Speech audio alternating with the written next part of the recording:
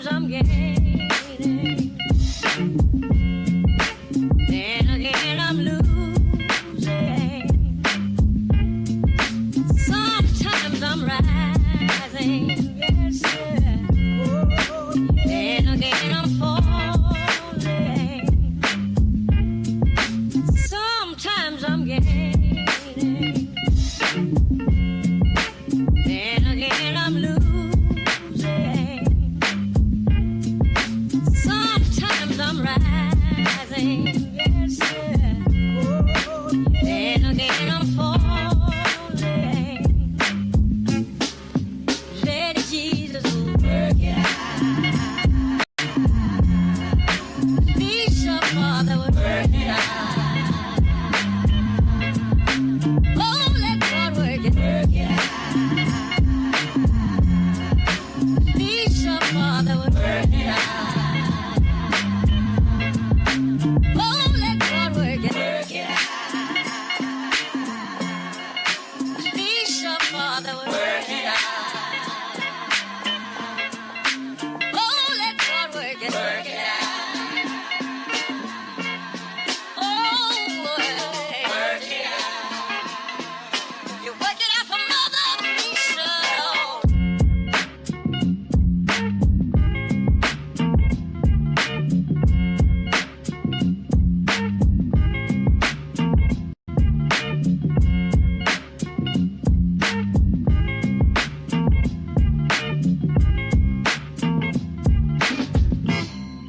Sometimes I'm gaining, then again I'm losing. Sometimes I'm rising, yes sir. Then again I'm falling. Sometimes I'm gaining, then again I'm losing. Sometimes I'm rising, yes sir. Then again I'm falling. Let Jesus work it out. Please, your Father would work it out. Oh, let God work it out. Please, your Father would work it out. Oh, let God work it out. Please, your Father would work it out. Oh, let God work it out. Oh, work it out. You work it out for Mother.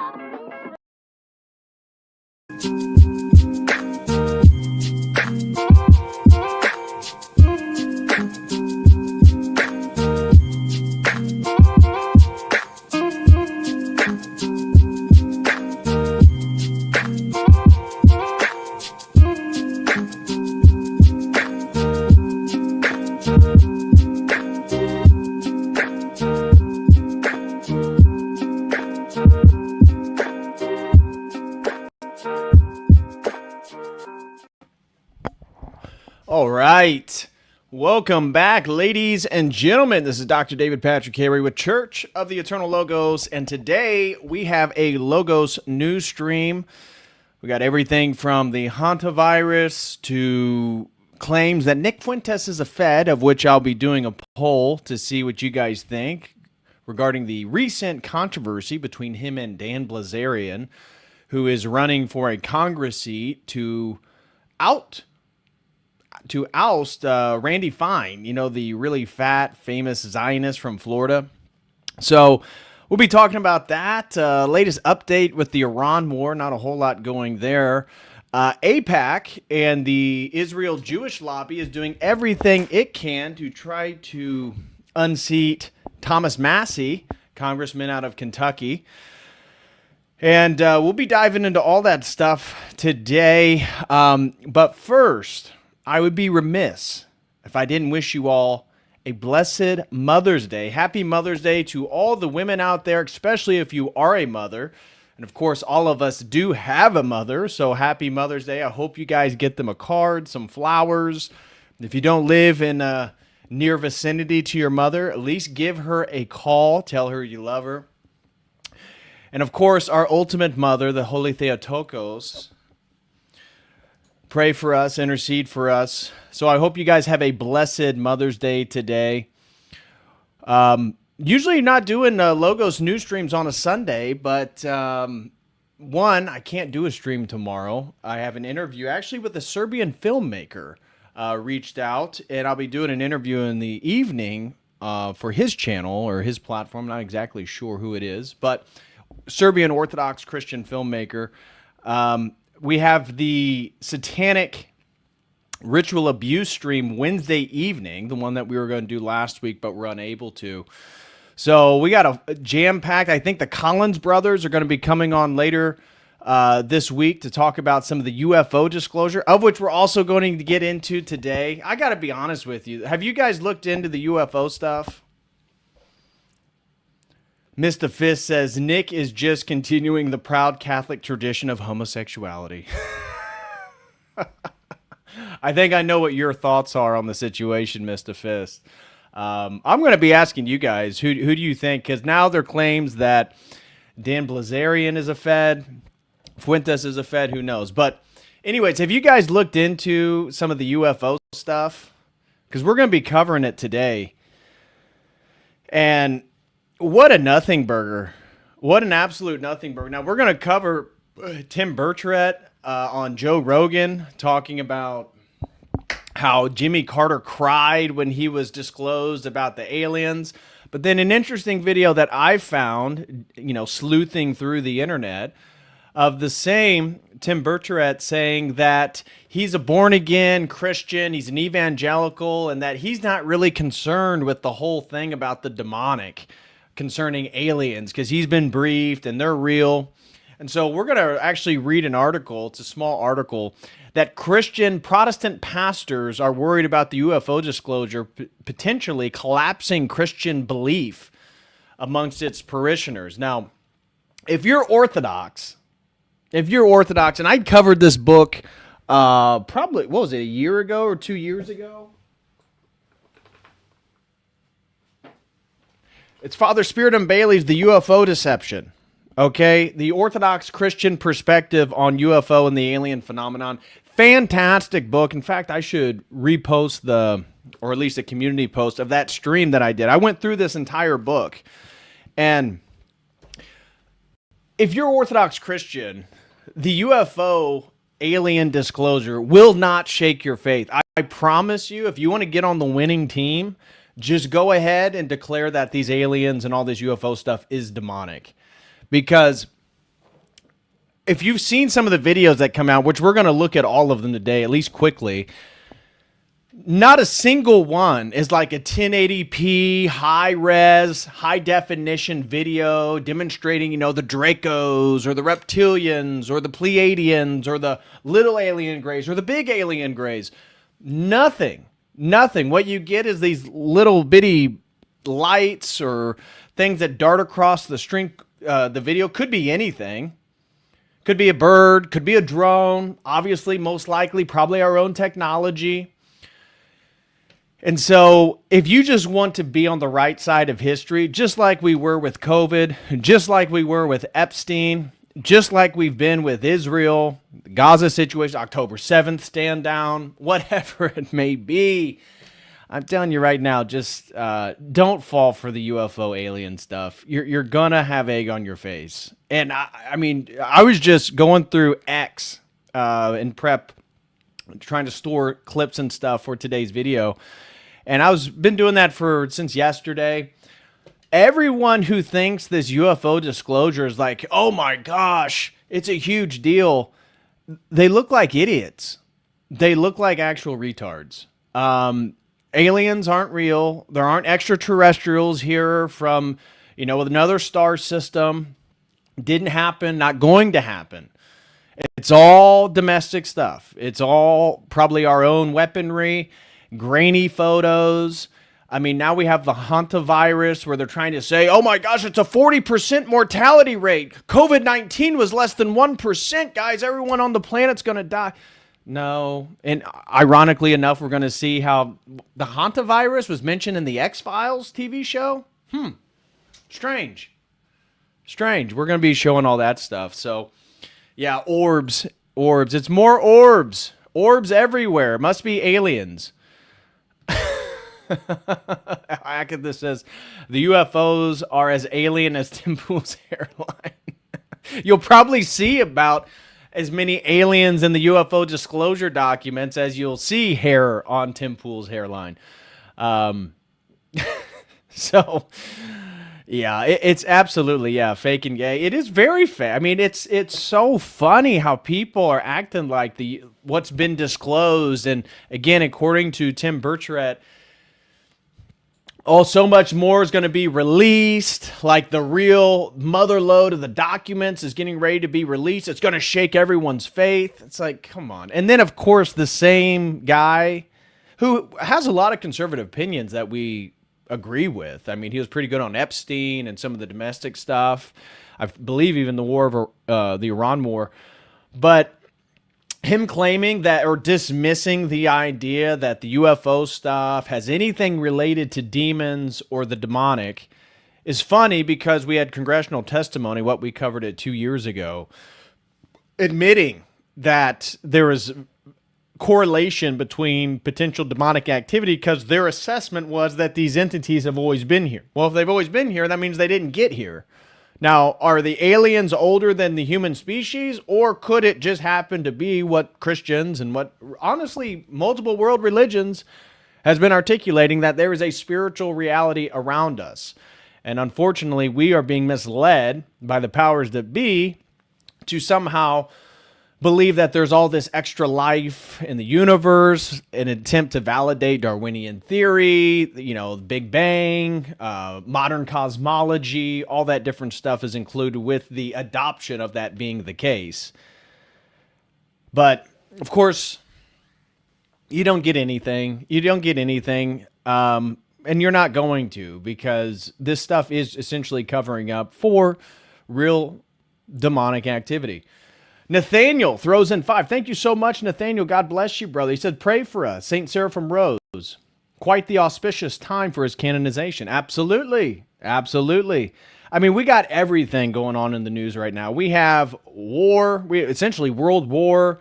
We got a coup d'etat in Mali. Macron's telling the French public that France is pulling out of Mali because they don't want to fight the terrorists and therefore France can't help them. We got a supposedly 40% mortality rate virus that was found on some cruise ship in Spain. We talking about that. Trump's poll numbers are collapsing. Essentially, the only demographic who has not lost support of Trump is the over 60 Fox demographic. So MAGA supporters over 60, essentially baby boomers, are the one voting bloc in the MAGA movement who have not swayed their opinion in any way at all. It stayed the exact same. So we're going to check some of that stuff out. But yeah, so if you guys got any questions or comments, feel free to send those in either Dono Chat, Streamlabs, or preferably here on YouTube, because we're trying to reach a 20 super chat goal for today's stream. If anybody's feeling generous, I hope you all made it to liturgy today. Today was a liturgical service in honor of Saint Fotini, the Samaritan woman at the well, exchanging water from the well for the eternal living water of Christ. So hopefully you guys made it to church today. If you didn't, shame on you. Shame on you. You need to get up and go to church and make it to liturgy every day, people. If you can. If your church does. We don't actually right now, at least services. But every Sunday should be liturgy. Mr. Fist throws in 5. Thank you so much. Says, no, doctor, you don't understand. The aliens need to fly thousands of light years in impossibly advanced ships so they can sneak around at night probing butts. Yeah. What else would an extraterrestrial species do other than butt stuff and, tipping cows over? drawing sacred geometry in cornfields. What else would people do coming across the galaxy? Of course, that's what they would do. Steve the Turd throws in 5, says, DPH, a lot of confusion on Father Seraphim. Has he been canonized or is he in the process? Even clergy aren't sure. Thanks. I do not believe he's been officially canonized yet in ROCOR. I believe he's up for consideration. So if you guys have, if somebody in the chat has insight that I am not aware of, I have not read that Father Seraphim has officially been canonized in ROCOR. I believe he's up for consideration and that this is an ongoing synod, some type of conference going on in Germany right now. Now, he has been canonized in the Georgian church, but he hasn't received the Russian church or any sort of universal canonization. Now, hopefully that is the case. Hopefully that is the case in the near future. We are Father Seraphim Rose supporters over on this channel. I know he's a bit of a controversial figure in the Orthodox world, even amongst laity and clergy. But I enjoy Father Seraphim Rose. We just finished. We got our last class actually this Tuesday on the Orthodox Survival course. We'll be covering chapter 13, where he's basically talking about New Age and modern spirituality and religion. And it's a fantastic read. If you guys have not read the Orthodox Survival course by Father Seraphim Rose, you need to. It is a fantastic intellectual overview of how the West has diverged from the core first millennial faith of Orthodoxy. So, and if you want a group conversation moving through every chapter, go join the Logos Academy. Go to school.com/Logos Academy. I'll share that link with you right now. We're going to get into something next. I'm going to offer potentially the Book of Enoch. Next class, we're going to figure out what we're going to do next, what we're going to read, what topic we're going to dive into, some speculated catechism, maybe getting into intellectual history or the history of Western civilization. We're going to figure that out as a group. But if you'd like to be a part, if you're a man. If you have male genitalia, you can join. Sorry, ladies, it's a men's only community. But if that's something you'd be interested in, do join us. Would really love to have you. Okay, so let's just get straight into it today. We got so much to discuss. And honestly, we have dinner tonight with my family, so that's partly of the timing for today's stream is I got to get through eventually so I can get and meet up with family. So let's get into it. First thing that everyone is talking about, if you haven't heard, is the Hantavirus. So Spain has begun evacuating, this was a few days ago, 150 passengers from a Hantavirus hit cruise ship after weeks stranded at sea. Health authorities are tracing contacts and monitoring possible infections linked to the voyage. And if you go here, here's a little Fox News talking about it.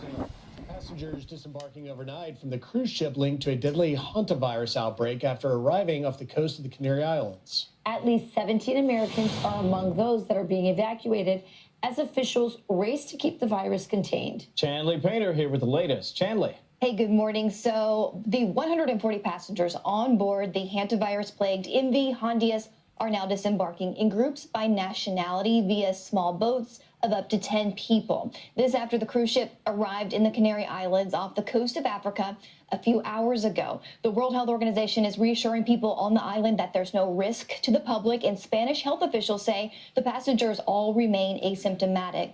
While none of the current passengers have tested positive for the hantavirus, the outbreak did earlier kill 3 people on board, while several others tested positive. So now the remaining passengers and crew are leaving the ship after undergoing health screenings, and once off the ship, they will be bused to the airport for flights to their home country. So 3 people on board have passed away connected to the outbreak, is what they're claiming. According to the CDC and the World Health Organization, 149 new cases of hantavirus with a mortality rate, according to the World Health Organization. Now, remember, this is the communist, I believe he's from Ethiopia, the Ethiopian open Marxist, right? This isn't me being pejorative or trying to label him something he's not. He is explicitly a literal communist.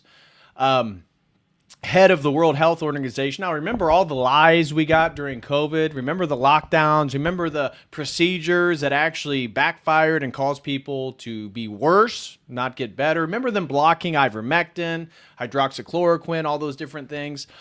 Well, the same establishment faces are back to tell you that hantavirus has a 40% mortality rate, while COVID-19 never exceeded 1%. Now, we went into a global lockdown for a virus that had a less than a 1% mortality rate. And here he is talking about the newest, deadliest, scariest virus of all, the hantavirus. Given the incubation period of the Andes virus, which can be up to 6 weeks, it's possible that more cases may be reported. While this is a serious incident, WHO assesses the public health risk as low. It also shows why the international health regulations exist and how they work. WHO is working with multiple governments and partners on the response under those regulations.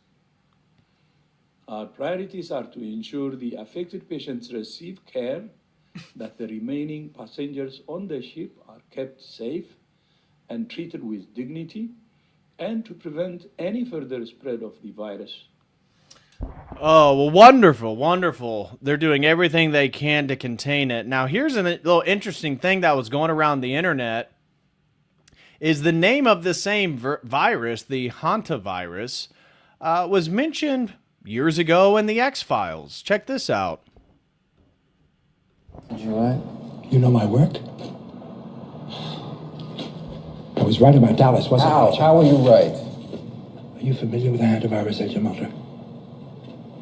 Yeah, it was a deadly virus spread by field mice in the southwestern United States several years ago. According to the newspaper, FEMA was called out to manage an outbreak of the hantavirus. Are you familiar with what the Federal Emergency Management Agency's real power is? FEMA allows the White House to suspend constitutional government upon declaration of a national emergency. Think about that.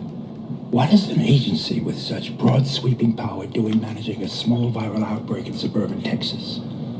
You're saying it wasn't such a small outbreak? No. I'm saying it wasn't the hantavirus. Well, what was it?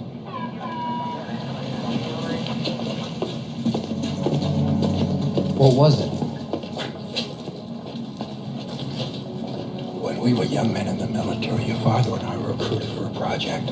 They told us it was biological warfare, a virus. What killed those men? What killed them, I won't even write about. We have no context for what killed those men, or any appreciation of the scale at which it'll be unleashed in the future.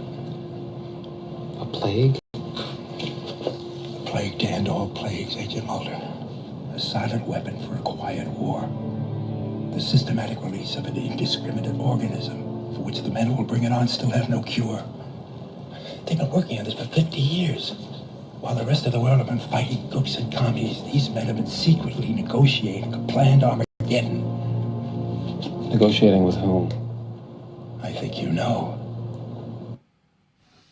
So, to relieve any anxiety and stress you guys may have, I do want you to know that there was a former CDC official that he was brought up on, I think, Fox News the other day. And he actually, surprisingly and thankfully, actually shoo-shooed some of the fear and terror surrounding the hantavirus, because he mentioned that they don't know of any human-to-human transmission of this virus. He claimed that the way that these people must have got it was when they were bird watching or something in Argentina. That's what this cruise ship from Spain, that's where they were. They were watching birds or something. So he said you can only get this from like animal to human transmission, and he's not even aware of it being transmissible from human to human. So who knows? Who knows? The new fear's been unlocked. We got aliens aliens coming. We got the deadliest virus known to man now released.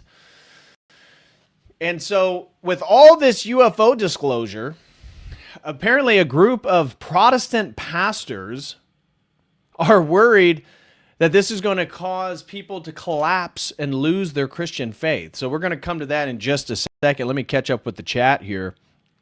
Oh, shout out to Mongobloid. He was with us during the open panel. God bless you, brother. Had a great convo with you and Jose. He said, all terrorists are trained and funded by intelligence agencies, Gladio, NATO, true. They work for the old colonialist oligarchs for the city of London. And Thad 512 throws in a generous 20. Thank you so much, Thad. He said, I wanted to do this sooner, DPH, but thanks for your videos specifically on Orthodox prophecy. Well, thank you, man. I appreciate that. They helped bring me to the church. I was just baptized on Lazarus Saturday. Thanks be to God. Well, glory to God, brother. Welcome home. If I helped, I am humbled if I helped in any way. But it's, give thanks to God. Give him the credit. And Dave the Philippian throws in 3 over on Streamlabs and says, Nikki Skittles is a Fed? I perish at the thought. We're going to get into that. And I'm going to actually poll you guys when we get into the Nick Fuentes and Bilzerian stuff, because I'm curious, like, what does the audience here think of Fuentes being a potential Fed? Now, I can see the arguments both ways. I could see Bilzerian. Apparently, he wanted to commit violence against certain groups of people, and Fuentes and Lucas Gage, Jake Shields, who, honestly, out of all 4 of them, Nick is certainly the most intelligent of the 4. I don't know how many people are listening to Jake Shields to hear his erudite, sophisticated, and intellectual perspective. But we're going to get into that. That's a new story we're going to get into here in just a few. But before we got to get into all the UFO disclosure. And so I wanted to show you guys this article before we go through all the videos. I got basically all the videos, the major videos that are out, especially the one with the UFO that looks very much like a star, or potentially a biblical description of an angel that people are speculating. Read the book of Enoch, all this different stuff. But before we get to there, I got to show you this article because there is fear, and we're hearing this across mostly Protestants. Now, I said, if you're Orthodox, the disclosure of the UFO files is not going to rock your faith at all, because we've been expecting it. This is demonic. This is the normalization of demonic entities masquerading in light of intergalactic species that's here to protect us from our own self-destruction. That's what we're told. So this article was going around the internet. Trump's alien files could shatter Christian beliefs. Churches should prepare for it, claim pastors. Now, this was just 4 days ago. Popular American pastors have warned that President Trump's release of alien files could shatter Christian beliefs, saying churches should be ready to keep their congregations together. They claim officials in the administration have been in touch with them. So Paula White's faith office has been reaching out to the other rock band pastors. A group of popular American pastors have warned that President Donald Trump's release of alien files could shatter Christian beliefs. The horror. They have claimed that U.S. intelligence officials have held a series of meetings with them and told them to prepare churches to hold the Christian community together in the wake of the Revelations shockwaves. Popular evangelist Pastor Perry Stone said that the alien files could include reports and possibly videos of aliens or extraterrestrial spacecraft. Now, again, wait till we watch these videos. It is the biggest nothing burger you could imagine. There is not a single video there that, if you're just purely a skeptic, I'm not even saying you have Orthodox religious commitments, just skeptical, secular person, not a single video released or document should compel you to believe that this narrative is authentic. But Pastor Perry Stone had to say, you're going to have people who are going to say if there are galaxies and there are allegedly other creations in the galaxies, then the whole creation story is a myth. And if you're going to have people that's going to apostatize and turn from the Christian faith because they have no answer for what they're about to hear, said Stone. The warnings come weeks after Trump directed U.S. agencies, including the Department of Defense, to identify and release government files on aliens and extraterrestrial life. He has spent recent months teasing what the alien files could reveal without going into specifics. Quote, "We're going to be releasing a lot of these things that we haven't. I think some of it's going to be very interesting to people," Trump said last week. Now, Christians falling away from the faith, Stone said that the upcoming revelations could make the Christian Bible look like a myth and cause believers to fall away from the teachings of Christianity. Now, from the Orthodox perspective, that is actually the point of the UFO alien phenomenon, the whole myth. The whole myth that surrounded the UFOs and aliens since Roswell, was that 1948? Has been leading people to adopt a more secular cosmology, a secular worldview, Darwinian macroevolution. And so, yeah, if you were to adopt this full paradigm, would it conflate with Christian beliefs? Like, for example, sin didn't exist, death didn't exist until the fall? Yeah, it would kind of mess up with some of that stuff. So, from an Orthodox perspective, this is all kind of expected. Literally, read The UFO Deception by Father Spirit and Bailey. He goes into detail about how all this will be utilized to do exactly this: undermine any sort of traditional religious belief and fill it with a sort of augmented 21st century repackaging of what Christianity should be in wake of, our secular insights. So it says, the group, which also involved Bishop Alan DiDio of Revival Nation Church, suggested that Trump administration's revelations will be part of a plot designed to pull people away from Christianity. Not totally wrong. But ultra-conservative voices in the administration have taken up an anti-alien stance. Early in March, Vice President J.D. Vance dubbed extraterrestrials being demons. Yes, they are. He said, "I don't think they're aliens, I think they're demons," said Vance. Remember when we covered this, I highlighted that Vance is incredibly savvy on what the online conversation is. And so whether it be trad Catholics or Orthodox, and let's just face it, that's where all the energy is online. Protestantism is dying. No one really cares about evangelical Protestant Christianity anymore. It's dying. All the young people are leaving.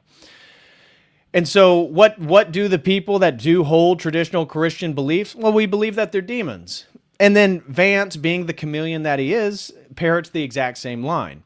For years, right-wing circles in the United States have been writing and speaking about aliens and unidentified flying objects. They have claimed that governments have hidden alien-related information for decades and want the purported cover-up to end. In recent years, a sting of lawmakers and influential commentators have become vocal about the need to disclose UFO and alien-related information. Some of them have also linked it to religion. Republican Representative Anna Paulina Luna has linked aliens to the Jewish book of Enoch and said it mentions aliens. The book was written 100 to 300 years before the birth of Jesus Christ. She has dubbed aliens as interdimensional beings and said the book of Enoch mentions 200 angels known as watchers, who arrived on Earth and mated with humans. Luna has also claimed that she has seen evidence of alien spacecraft. She said, "Have I seen a spaceship personally? No. Have I seen evidence of this? Yes. Have I seen photo documentation of aircraft that I believe were not made by mankind? Yes. Is there historical significance to this? Yes," Luna told podcaster Joe Rogan last year. So this is what everybody's in a hubbub about. Let's see. Let's see these UFO disclosure files. I'm sure it's probably going to rock my faith, right? This is going to force me to adopt a totally new paradigm. I'm going to have to reorient myself into a new cosmos after what's getting ready to be revealed, right? And so even before we get into Tim Burchett's response, let's look. This is a thread of all the videos that have been released, or at least the majority of them. So here's the first one. That's it. The United States Africa Command submitted a report of an unidentified anomalous phenomenon to the All-Domain Anomaly Resolution Office, consisting of 2-second a video footage of an infrared sensor aboard a U.S. ship, U.S. aircraft. I'm not seeing much. Are you guys seeing something that's convincing you of aliens right here? You see this faint little thing fly across the bottom of the screen here. That's it. Okay, well, there's got to be more, right? There's more to this. We got to see what it is. Here's the Department of the Army submitted a report of an unidentified anomalous phenomenon to the All-Domain Anomaly Resolution Office, consisting of 1 minute and 49 seconds video of an infrared sensor aboard a U.S. military platform in 2026. Okay, let's see this. Okay, we see a bright light, and then we see something else move. Okay, we see two bright lights.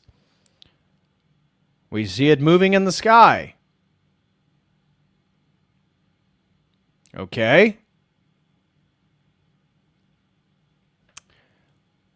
And where is the evidence that this is a UFO? This easily could be a plane. Where's it at? Oh, we just see two lights off in the distance. That's it. Okay, that's the second one. Let's get into the third one now. Here's another one. This is a 39-second video footage. And we see this little faint light right here. Can you see that where my mouse is? Flying across the sky. Okay. Looks like it could be a drone, could be a plane, could be a bird. I mean, I'm not... Nothing from this video identifies it as extraterrestrial. That's it. That's what the video is. Just this little light right here. You see it kind of stay in frame. Watching it go around the wind turbines.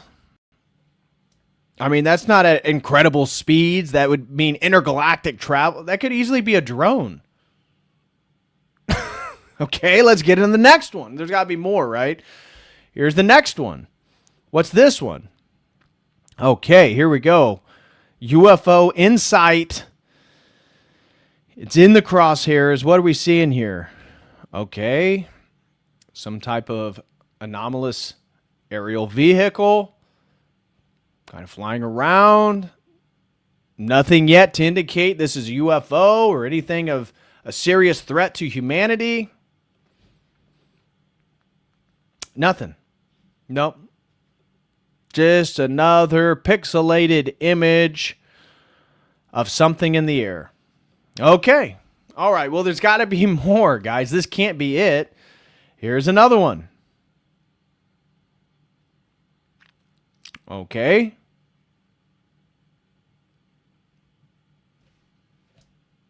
That does not tell me anything about what exactly is being seen here. Here's another one. Basically the same thing. A few lights in the sky. Camera picks it up. Highly pixelated. Grainy. Can't see anything. But of course, you guys already know it's the alien grays. This is the Dracos, man. They're actually flying back to their reptilian headquarters underneath the water. Okay. Does anything from this video verify the existence of UFOs and aliens? Here's another one. Again, not much. 5-minute video of basically a light moving around on camera. Here's another one.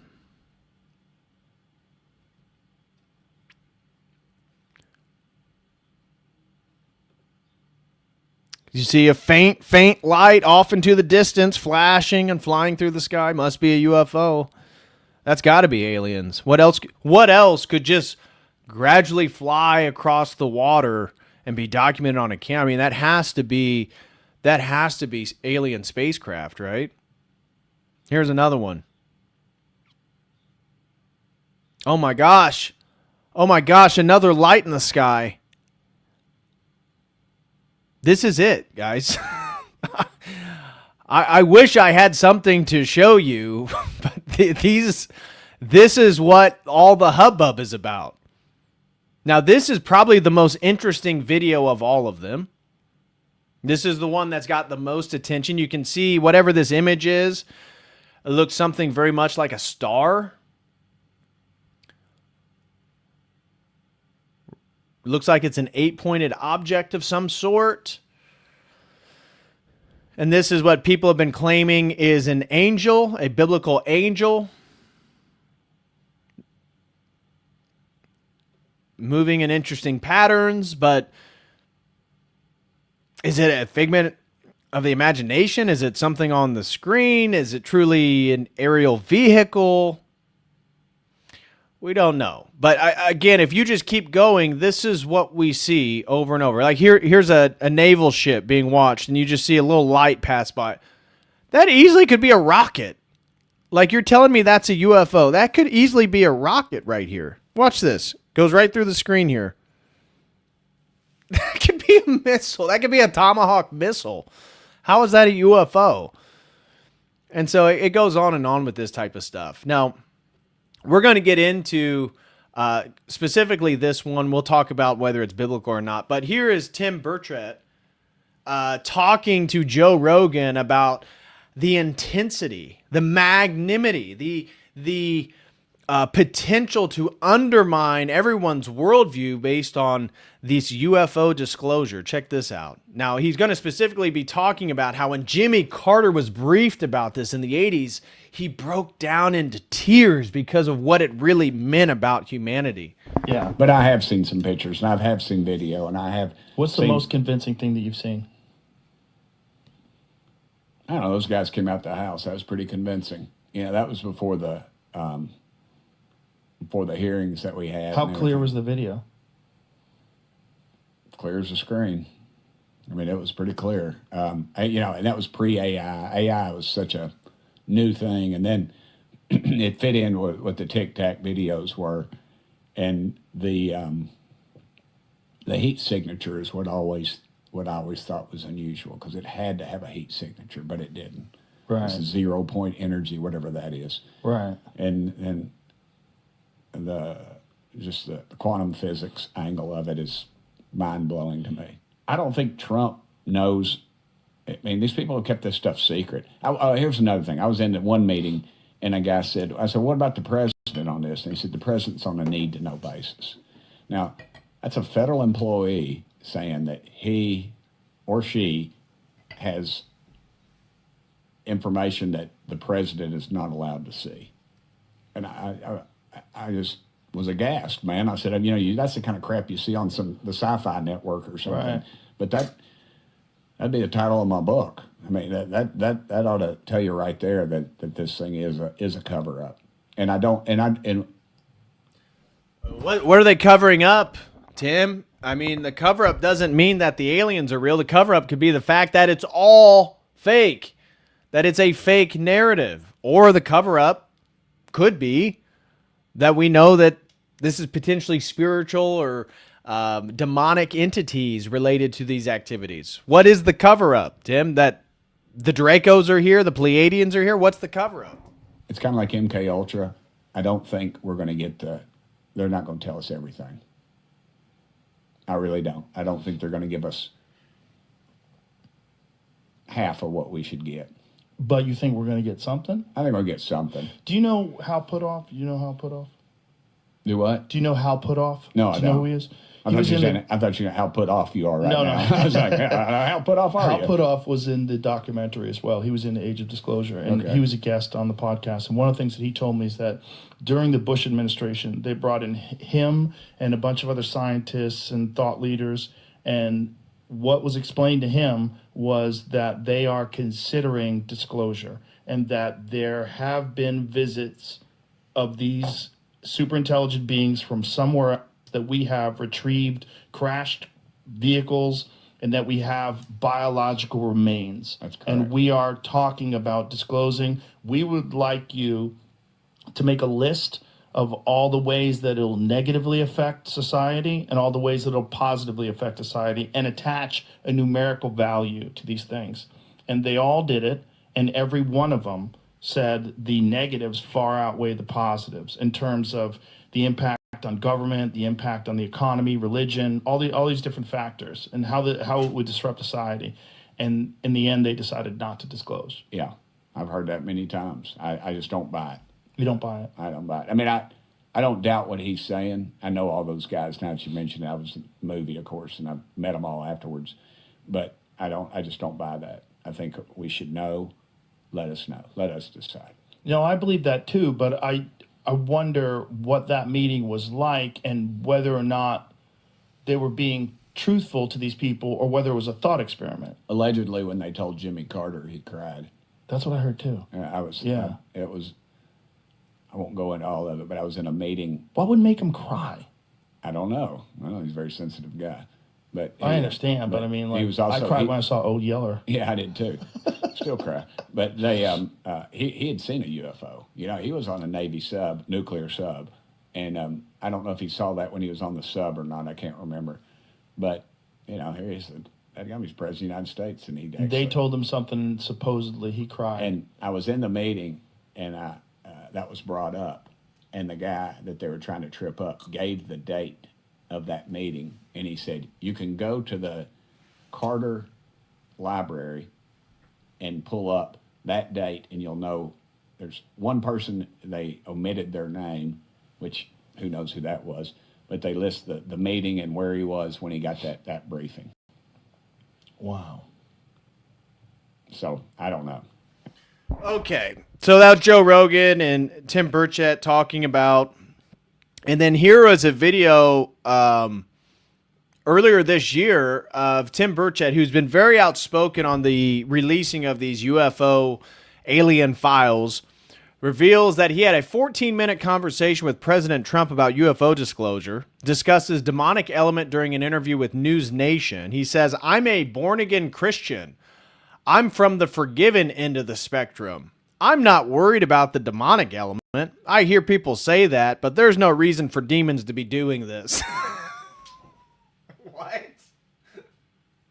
That's perfect reason for demons to do that. They're doing butt stuff. They're confusing people. They're getting them to believe in a false reality. It sounds very much like what demons are into. I feel like the material or whatever it is out there that we don't really have it anymore because they farmed it out to these corporations. Okay, so here's Representative Tim Burchett again. I don't know if it's about little green men or flying saucers. I just know we're spending tens of millions of dollars on something. I think we should know what the heck we're spending that money on. And you can, when they bring it all out, just let people make up their own minds. Because there's going to be a group that's going to say, and look, I'm a born-again Christian. I'm from the forgiven end of that spectrum. But I'm not worried about the demonic element. I hear people say that. But there's no reason for demons to be doing this. It's such a small little area. I mean, they could come up here to Congress as easy as maybe they already have. I don't know. But, and do I think it's the Chinese or the Russians? And I go back over this. If it was the Russians, they wouldn't be bogged down in Ukraine. If it's the Chinese, they'd own us. Some would argue, as I stated, they own us already, but more so. And would it be the Americans? Why in the world would we risk a $500 million high-tech aircraft or a fleet of aircraft or a battleship or something to be around these things and a pilot losing their life when we just saw, rightfully so, the president spent millions of dollars to rescue a pilot. Yeah. We did not, and there's no telling what that cost, but that's a signal to the rest of the world and to our people that we value life. So there's no reason for us to be doing that. Yeah. And that's such a false equivalency. So the world becomes aware that 2 fighter jets get shot down over Iran in a war that's highly controversial and very unpopular domestically and internationally, causing a energy crisis globally. But because we went and rescued the pilot, that means that the U.S. definitely would never have a black budget of billions of dollars to do something manipulative and deceptive to the American people and convince them of something that wasn't real because we love life. No, come on. come on. You can't be that naive. And the dismissiveness of it being demonic activity, it's like this is part of the problem with Protestantism and evangelicals generally speaking is, this idea that you proclaim your faith, you make your altar call, you're good to go, leads to a sort of naivete regarding spiritual warfare, spirituality. No one for the first 1,000 years of Christianity would speak in such a dismissive way about demonic entities. Their whole goal is to deceive us. That's their whole mission.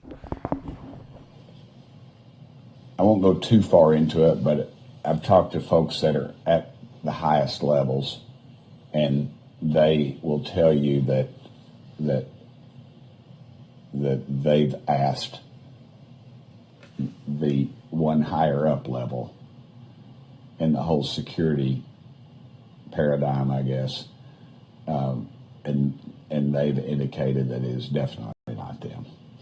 So that sort of transitions me well to my next question, which is that we've heard rumors about President Trump potentially preparing for some level of disclosure. Okay, we don't need to watch the rest. You guys get it. They get into Trump, and Tim talks about how he talked about it with Trump and all this different stuff. Okay, now, here was one that was going around the internet. It wasn't just this exit post, but I saw it multiple times. And this guy says, the clearest UFO footage to date. So buckle up, guys. You're about to watch the clearest video evidence of a UFO. Here you go. Here's the video.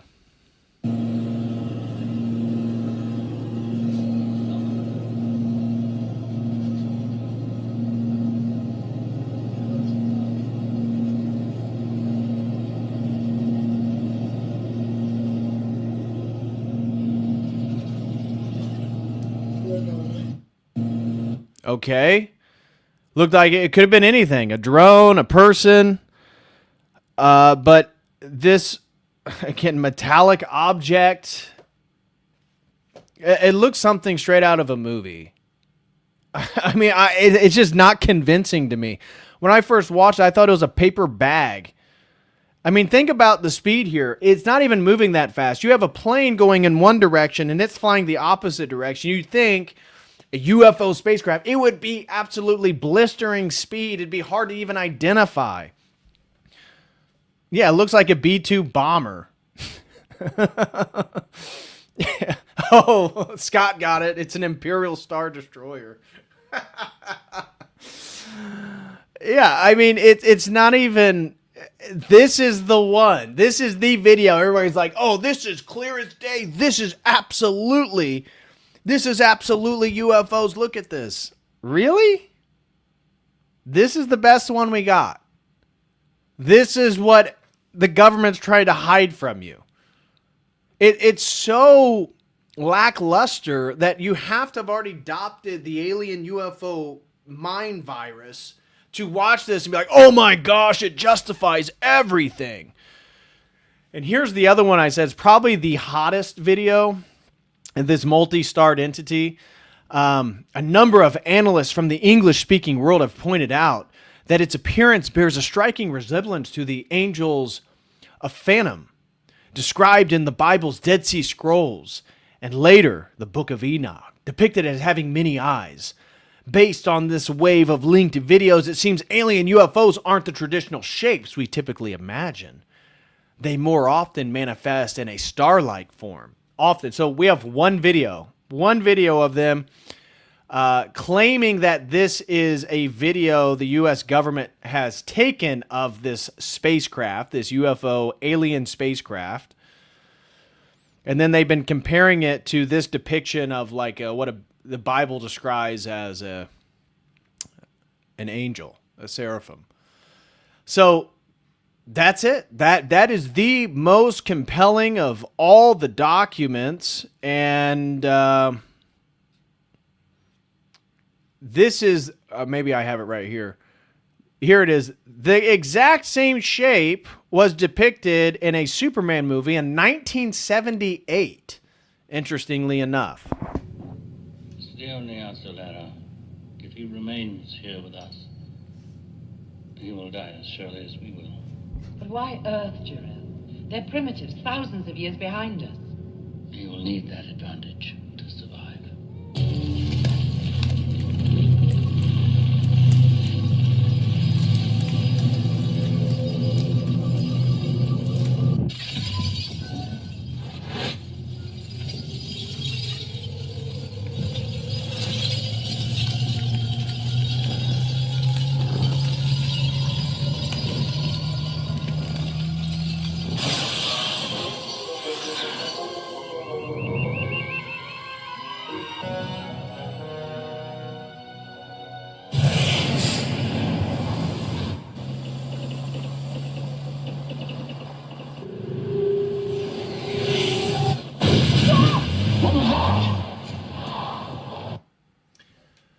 So no worries, it's just Superman. Superman's arrived to Earth. I mean, it's either predictive programming. I don't even know what to make of it, but it doesn't lead me to the conclusion that aliens exist. What are your guys' thoughts on this video that have been going viral everywhere? Foolish, yeah. Looks cheap. Yeah. Oh, come on. That's the spaceship that baby Superman flew in from Krypton to Earth. That's what we're told. That's what we're told. Is this a documentary? It was just a spiky spaceship from 1978. Yeah, it's a massive nothing burger. DARPA bought props from the movie for the PSYOP. It looks like it. That's legitimately what it looks like. Oh, gosh. Thad threw in another 5. Thank you so much, Thad. He says, I find it ironic that the sudden government concern with aliens coincides with the rise of AI as well. The timing, man. The timing. Yeah, the timing of everything. World War, aliens, AI, Hantavirus. It's like, energy crisis. It's crazy. Everything is just absolutely nuts. Oh, shout out to Red Fox. God bless you, brother. Red Fox throws in 20. He says, whenever they do these obvious psyops, I always wonder what they're hiding and distracting us away from. Iranian war, E-files, what else? I don't know. I don't even know if they're trying to distract us from something or just convince us of a false reality. That's kind of how I take it, is that this is more an attempt to embrace a false reality. Nathaniel throws in 10, says, how would aliens even disprove Christianity anyways? I'm a young earth creationist, but it's only dogmatic to a few Protestant groups. These people don't understand the first thing about Christianity. Yeah, no, I agree. I mean, Protestantism is dying. It's not even... You don't even have to do anything. It's dying a slow death itself. Well, not even slow. In many ways, it's speeding up. Let me check Dono Chat. Over on Dono Chat, Human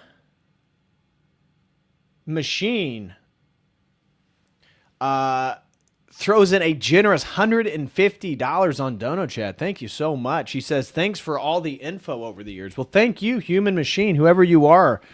God bless you. Thank you so much for the generous support. And let me just check the Streamlabs real quick while we're here. All right. Okay. So moving forward, have you guys been seeing the recent attacks, essentially an all-out war against Thomas Massie?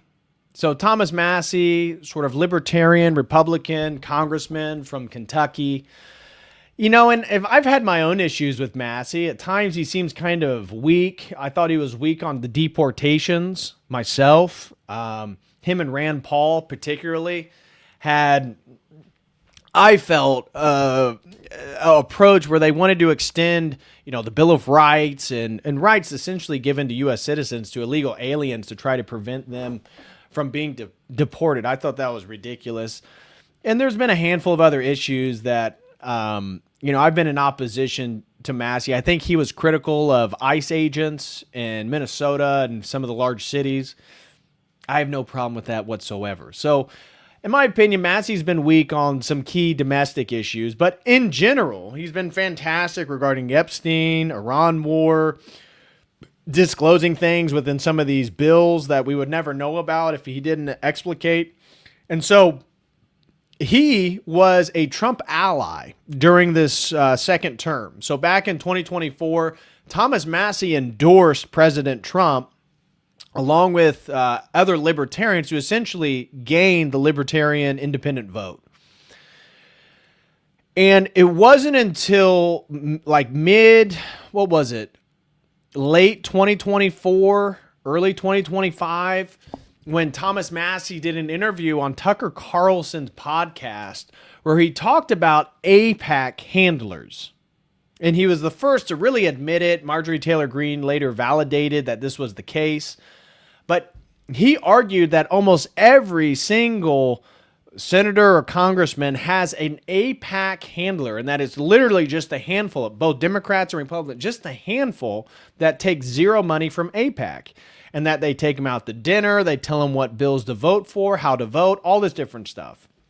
After that interview, the Jewish lobbies in America have been dead set on attacking Massie. And so because Massie then was not supportive of a few of the bills that Trump has put forth, or at least the Trump administration, Donald Trump has been attacking him nonstop.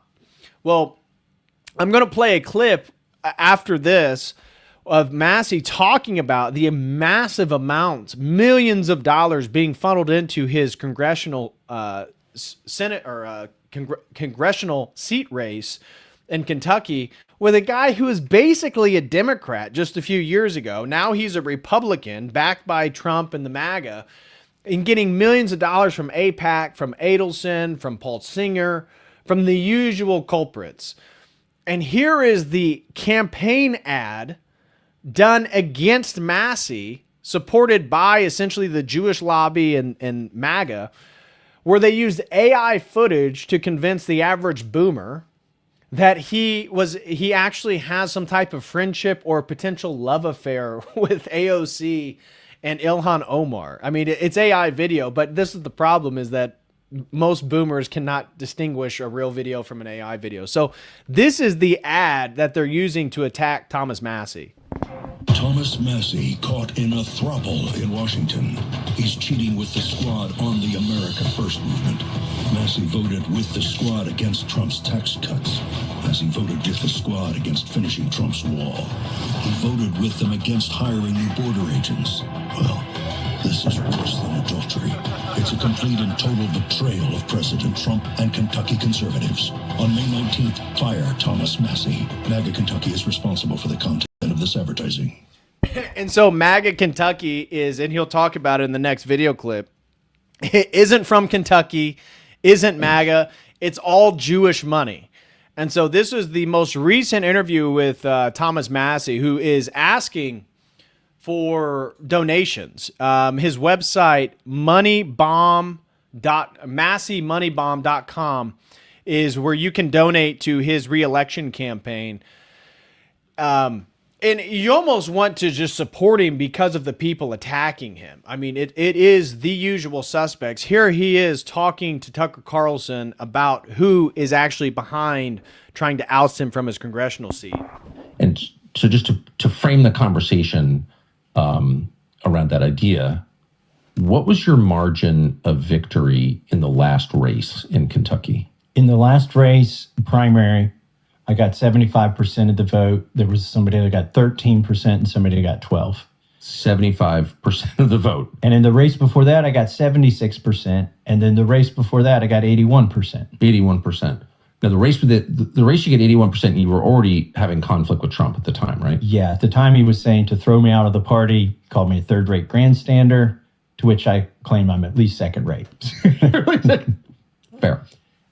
So I'm going through this because I think it leads to today, and it makes a really interesting point. So what is the current polling in your race? It's a single-point lead for me.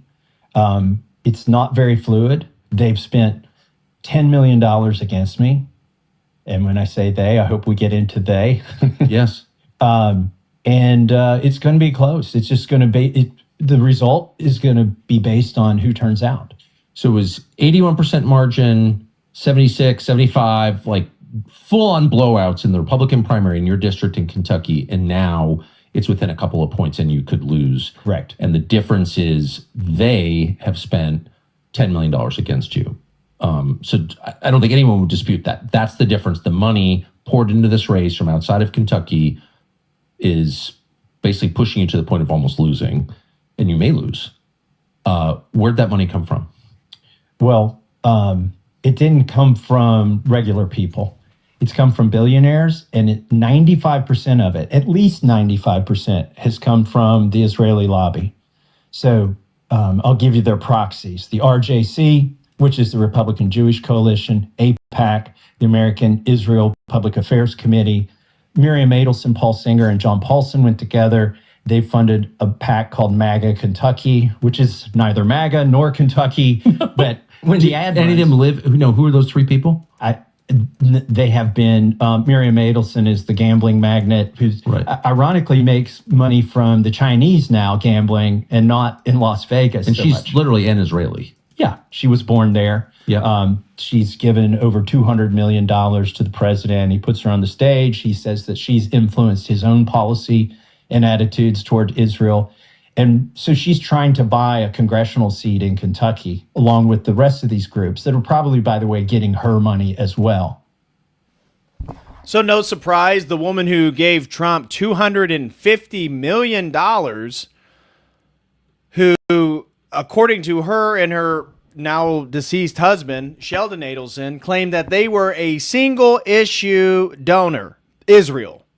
She, according to people around Trump, claimed that the $250 million, one of the prerequisites was to deal with Iran, the Iran war, all this different stuff. So Trump being beholden to Jewish money, no surprise there. Trump being a Zionist, no surprise there. But the fact that they're able to, or willing to spend $10 million plus for a congressional seat in Kentucky, just for reference, a national presidential election, that is nothing. $10 million, that's nothing. When we're talking about congressional seats in states like Kentucky or Indiana, most of the time you don't even raise up to $1 million. In this interview, Thomas Massie even mentioned that in every race before this one, he basically raised somewhere around $200,000 to $300,000 for re-election. Never even broke $1 million. He said this is the first time he's ever broken $1 million, and right now he's raised about $1.5 million. And those are regular donations. Average donation, I think they said, was somewhere between $70 and $90. So he is obviously getting massive support to raise that much money. But to see how AIPAC, the Jewish lobby, the Zionists are doing everything they can to get him out. And why? Well, one, they're really upset because he exposed the AIPAC handlers and how the lobbyists actually work. Two, he's spoken out against things inside these bills that were supposed to be covered up. And then three, he's grown a significant following and support base on X because he does talk about everything he does on the Hill. So he has certainly garnered the animosity of the Jewish elite. That's no question. And here is him talking about the official DHS, Department of Homeland Security's Twitter account, even being created inside Israel. When X decided to show you where accounts were based, where they were set up, and where they were operated from, the DHS account showed Israel, that it was set up. The U.S. Department of Homeland Security's X account was set up using an IP address from Israel, using an Android app purchased in Israel. And that doesn't trouble people. Like, there should be an investigation over why, when the DHS set up its Twitter account, it was set up in Israel. Now, they claim, if you ask Grok about this, he'll walk around the bush with you. Oh, of course. And say that, well, there were some glitches back in the old day, and there were some contractors involved, and you can never get to the bottom of it. So, but back to the last week when... So, any surprise there? The government being controlled by Israel? Of course not. Of course not. Then the fact that the people who I perceive as one of my arch enemies, and not because of me personally, but because of what they're doing to the country. I mean, the AIPAC, the Jewish lobby, the ADL, all these different Anti-Defamation League, all this different stuff. If they hate Massie, that's one reason to support him, even though I have found him and Rand Paul weak on certain domestic issues. Mr. Fist throws in 5, says, that thing looks like a bloody Pokemon. Yeah, it does. Cyber Droog throws in 5, says, what do you make of the paintings of the Visoki Dekani Monastery in Kosovo? The paintings depict what can be described as star-like crafts. Well, a star doesn't have to be a spacecraft. So that's a modern reading into. That's why my big beef with all the ancient alien stuff. Ancient aliens read into, antiquity and some of the semiotic depictions that they use through a modern lens of, oh, look, that's jet propulsion. No, it's not. And so, does a monastery have a star in the sky? Yeah. Does the Bible talk about, the nativity and the star that led the 3 magi to Christ? Yeah. Is it depicted in a similar way in iconography? Yeah, that's not a spacecraft. The idea, no, there is not, even at this moment, there is no iconographic depiction in Orthodoxy of, extraterrestrial entities inside of a star. So, again, just be careful how we read these things. It's like the word concept fallacy, right? Just because you see a star in one thing doesn't mean it equals what is believed to be the meaning of the star in another situation, right? That's like saying because Christians and Muslims and Arabic call God Allah, they believe in the same God. No, that's stupid. That's stupid. That's the word concept fallacy. The same thing is true with semiotic and symbolic depictions. So just be careful there. So no, I do not believe that it is star-like spacecraft. And I'll have to even admit, Cyber Drew, I'm not familiar with the exact depiction you're talking about. So maybe you take my reflection with a grain of salt. I don't know what exactly it is that you're referring to at the monastery, but the idea that an Orthodox icon depicts a star-like spaceship, I just find it unbelievable myself. Perfectidal throws in a generous $50. Thank you so much. He says, can you talk about the role that the Jesuits and the Royal Society played in spreading knowledge of globe Earth cosmology? How much would it cost to sponsor an episode of you reviewing Eric Dubé's History of Flat Earth? I don't know. I'm not a big flat Earth guy myself. I don't know. I'd potentially be open to review. I can't promise you, though, that I'm going to support a flat Earth cosmology. I basically am agnostic on the shape of the Earth. I lean towards a globe Earth. Call me a globie or whatever. I remember early 2000, 2019 maybe, looking into a lot of the flat Earth stuff. That's when it really started to take off, 2018, 2019. And I just found the people in the flat Earth very unconvincing. But that doesn't mean I'm not open. I'm open to everything being a lie, including the globe. I'm open to it. Ice wall, Antarctica, all that different. I'm open to it. I've never been convinced of anything I've seen. I'm certainly haven't been convinced of the flat Earth arguments that I've heard. But I would be open to reviewing Eric Dubé's History of Flat Earth. I'm open to it. Do I believe in a firmament? Potentially. A true firmament, like we're an enclosed planet. Potentially. Am I open to geocentric cosmology? Yeah. I'm open to a lot of different things. Just because if my life has taught me one thing, you cannot trust whatever the official narrative is. But flat Earth, it's one that I haven't been fully convinced of. So yeah, I still consider me part on Team Globe, but I would potentially be open to that. Perfectidal, if you want to email me, we could talk about it. Just email me at churchoftheeternallogos@gmail.com. I'll go back and forth with you. Let me know what your thoughts are, maybe what you think for the stream, then I can send you a link if it's still something you want to sponsor. And then if anybody wants to sponsor a stream, you can use this link right here. Now, the last stream, people were saying the link wasn't working, but it was working for me and Jose. So I'm not sure. We were talking about sponsoring streams on Tesla, deep dive on Nikola Tesla, the Norman invasion of England, a variety of different topics. So reach out to me, Perfectado. I'd be very open to discussing that with you. Well, what is the sentiments of the chat? Are you guys mostly flat earthers, globe earth?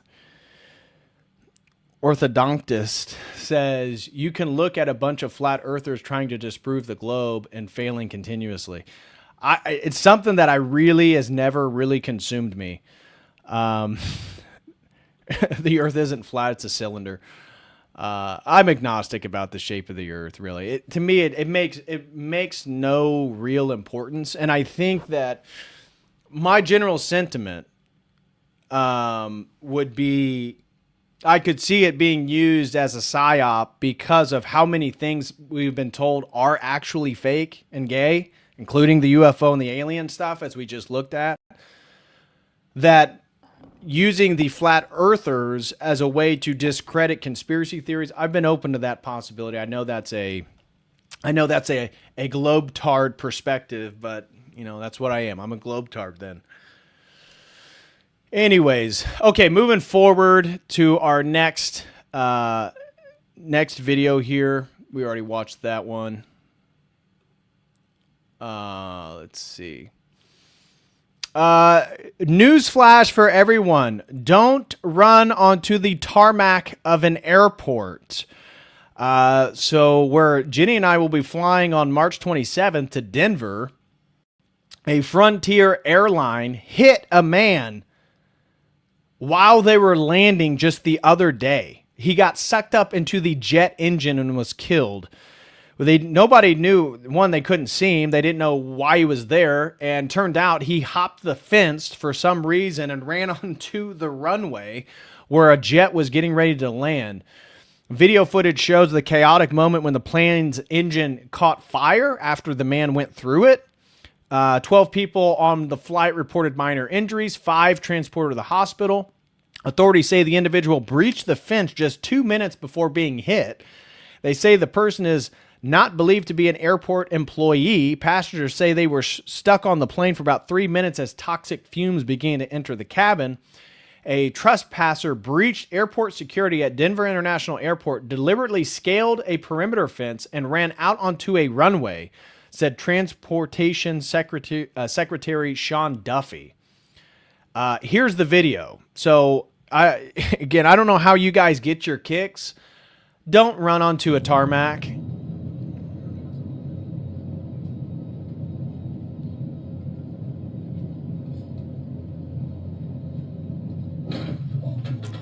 And then he's hit. And to be hit by the jet engine. We were on the flight, and there was suddenly like this jerk on the plane, and then we were about to take off. I think our wheels left the ground, and then we immediately came back down. There was fire on the engine. There was lots of sparks that were happening. Immediately came to a stop. As soon as we saw the sparks on the flight, smoke filled the cabin completely. It was super hard to breathe. And then we were sitting there. They told us to wait there, just remain seated until for 2-3 minutes, maybe 4 minutes. And then they opened up the exits. Everyone, all of us left down the chutes, and then we waited outside there, out on the grass outside the runway, and waited for the fire trucks to arrive to put out the fire. Yeah, my text says, is that Kash Patel? He's everywhere, man. He's everywhere. Apparently he was on this flight to Denver as well. Surprised he didn't take that private plane he's been utilizing for private business that the FBI owns. Vagine? Is that Vagine? Yeah, so public service announcement. Don't stand in front of a jet engine while the plane is landing on a runway. Again, even though we're not Darwinian believers, we could use the euphemism, that guy won the Darwin Award. I mean, how dumb. And even if it was coming, why don't you lay on the damn ground so your body doesn't go through the jet engine? Like, what? He couldn't try to avoid it? He couldn't see the plane coming the whole time? Like, did this guy just choose to commit suicide? What? He's got enough athleticism to jump the fence. He doesn't have enough to, like, prepare not to be in the way of the jet engine. Dancing on the tarmac is bad. Okay. Dancing on the tarmac is bad, kids. Okay. All right. Next one. Trump's approval rating is dropping significantly due to the Iran war and the rising cost of energy. Why don't we just look at this? The worst net approval ratings with independents at this point in term 2 of a presidency. Guess who has the worst net approval rating? It's the current president, Donald John Trump. We're talking about the fact that he's 43 points underwater. That is actually worse.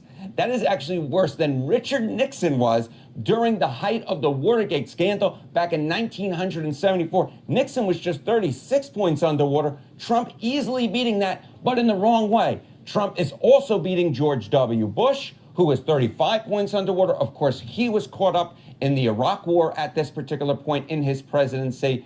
Very interesting to note, of course, Trump right now involved with the Iran war, Bush involved with the Iraq war. In neither case is it working out well for those two presidents.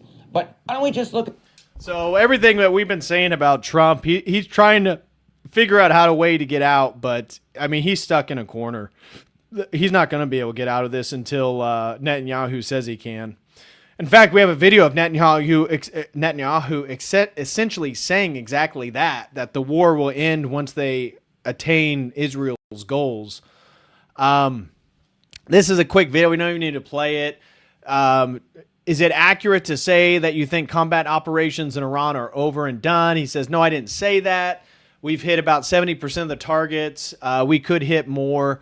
This comes on the heels of this interview, which is believed that there may be peace negotiations. In that interview, Trump mentioned that he's in conversations with Iran right now. This was from today on Fox News, that Iran apparently wants to end the war and ensure safety in the Strait. Again, highlights that they're going to capitulate to Trump. But here's the thing. You can't believe anything that Fox News says in particular. Why is that? I'm not trying to say they're better or worse than CNN or MSNBC. My point is Fox News has been utilized by the Trump administration to alter the markets. You see every other day Trump comes out with some type of peace negotiation comment that settles the oil prices, and they essentially are just hovering around a little above $100 a barrel. So it's believed that Trump is putting out these posts regularly, and Fox News parroting them every other day so that international investments and the global economy will kind of settle down and things will continue to move in a somewhat normal fashion. So you can't believe that, because what we're hearing also from Iran is that they responded to Trump with a multi-page response that remains quite divergent from what the Trump administration is saying. If you listen to the Trump administration or Trump, they're right on the precipice of a deal. If you listen to Iran, they're saying, well, we're willing to end the war. We would like a deal, but here's our hardline objectives. Here's what we need. Most of which Trump, and especially Netanyahu, has said that they will not capitulate to. So which one is it? It doesn't look like either side is going to be moving. And all right, now let's getting into the next set of stories here. By the way, guys, we have a goal today of 20 super chats. We need 9 more super chats to reach our goal. And if you guys are feeling generous, if the spirit is moving in within you after liturgy today, after a celebration of Saint Fotini and the Samaritan woman, if you're feeling generous, do gift some Codal Crew memberships. The chat always appreciates that, and I've been posting members-only clips on YouTube.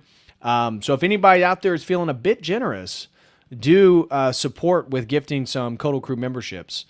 Shout out to Austin DeTulio, gifts $10 to Austin. Thank you so much, brother, for all your support, man. You been a great supporter of this channel, and I know so many others in the orthosphere. God bless you, bro. All right. So the next one that I want to get into is actually kind of a hot topic, and I'm going to be posting a poll right now to see what your guys' opinion is.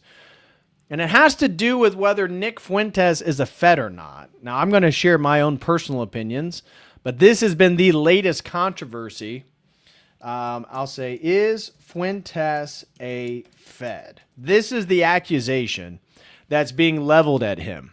And it is due to a video in which he talks about himself as essentially being a moderate Democrat. And I'm going to play this for you. And so he describes himself and his current political beliefs as essentially a moderate Democrat. And this caused Dan Bilzerian, who's running against Randy Fine, the Jewish arch-Zionist of Florida. Bilzerian is running for his congressional seat, and he does have a chance to win. It's not like this is some hokey attempt. He does have a chance to unseat him. However, there was a comment made by Bilzerian that said Nick Fuentes is a Fed. And he said that because Fuentes, after claiming he was a moderate Democrat, had some significant criticisms for Dan Bilzerian in his attempt to run for Congress, which he thought he was friends with Fuentes, and he thought they were on the same team, and that he would support someone who's an anti-Zionist running against a Zionist. And because Fuentes had been criticizing him and essentially trying to undermine his campaign, he leveled the accusation that Nick Fuentes is a Fed. So we're going to go through this whole debacle. I'm curious what you guys think about it. But here is Fuentes just a few days ago claiming that he's now a moderate Democrat. I care about foreign interventions. I care about the border. I'm a non-woke moderate Democrat. I think the GOP needs to be destroyed. I think the corrupt criminal government of Trump needs to be slowed down. We need to impeach the orange. It's time to put this nigga in a peach. Trump needs to be placed inside of a crystal. He needs to be impeached. This fat orange, tiny hands needs to be impeached. And then in 28, no Vance, no Rubio. We have to burn down the whole party. And so here's my thoughts on that. And it'd probably be something similar to what I heard Andrew Wislam talking about in his debate with Owen Schroyer, is that the alternative to Trump is much worse. And I agree. And I do not think that getting rid of Trump gets rid of the Israel problem, right? So AIPAC, the Zionist lobby, the Jewish lobbies, they control both sides of the political spectrum. Doesn't matter if they're Democrats or Republicans. So that is just baked into the cake regarding American politics. But regarding domestic issues, the border, I mean, basic things that we can all agree on, things that Fuentes himself are really important, we can't let Democrats take over. We can't let, we shouldn't be in favor. We want Trump to be brought to reality. We want him to change course. But getting gridlock in the Senate and Congress by allowing the Democrats to take the majority would be detrimental. He'd be a lame duck president. Even if he changed his mind to something more indicative of what we would want, he wouldn't be able to do anything. So I do not get the strategy of, remember a few months ago, he was like glazing Gavin Newsom about how handsome he was. He's going to vote for Gavin Newsom despite him being literally the worst governor in the United States. So I have my own differences with Fuentes and his approach to American politics, but it led into Dan Bilzerian then claiming that he was a Fed, which went viral across X. All these people validating the criticism that Nick Fuentes is a Fed. Now, I don't know that for sure, or that being the case. And Fuentes says, the first time I met Dan Bilzerian at his house, he had us put our phones in another room, then asked me how difficult it would be to assassinate Israeli government ministers.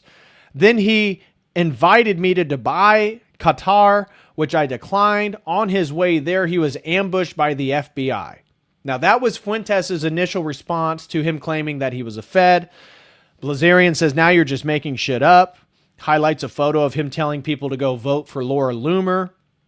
And then Fuentes says, did you or did you not get ambushed by the FBI on the tarmac when you fled to Corsica, Dubai, and Qatar to discuss citizenship with government ministers in late 2024? Bilzerian responded by saying, another lie. They gave me a subpoena when I was refueling my plane to testify against my dad, to which I pled the fifth.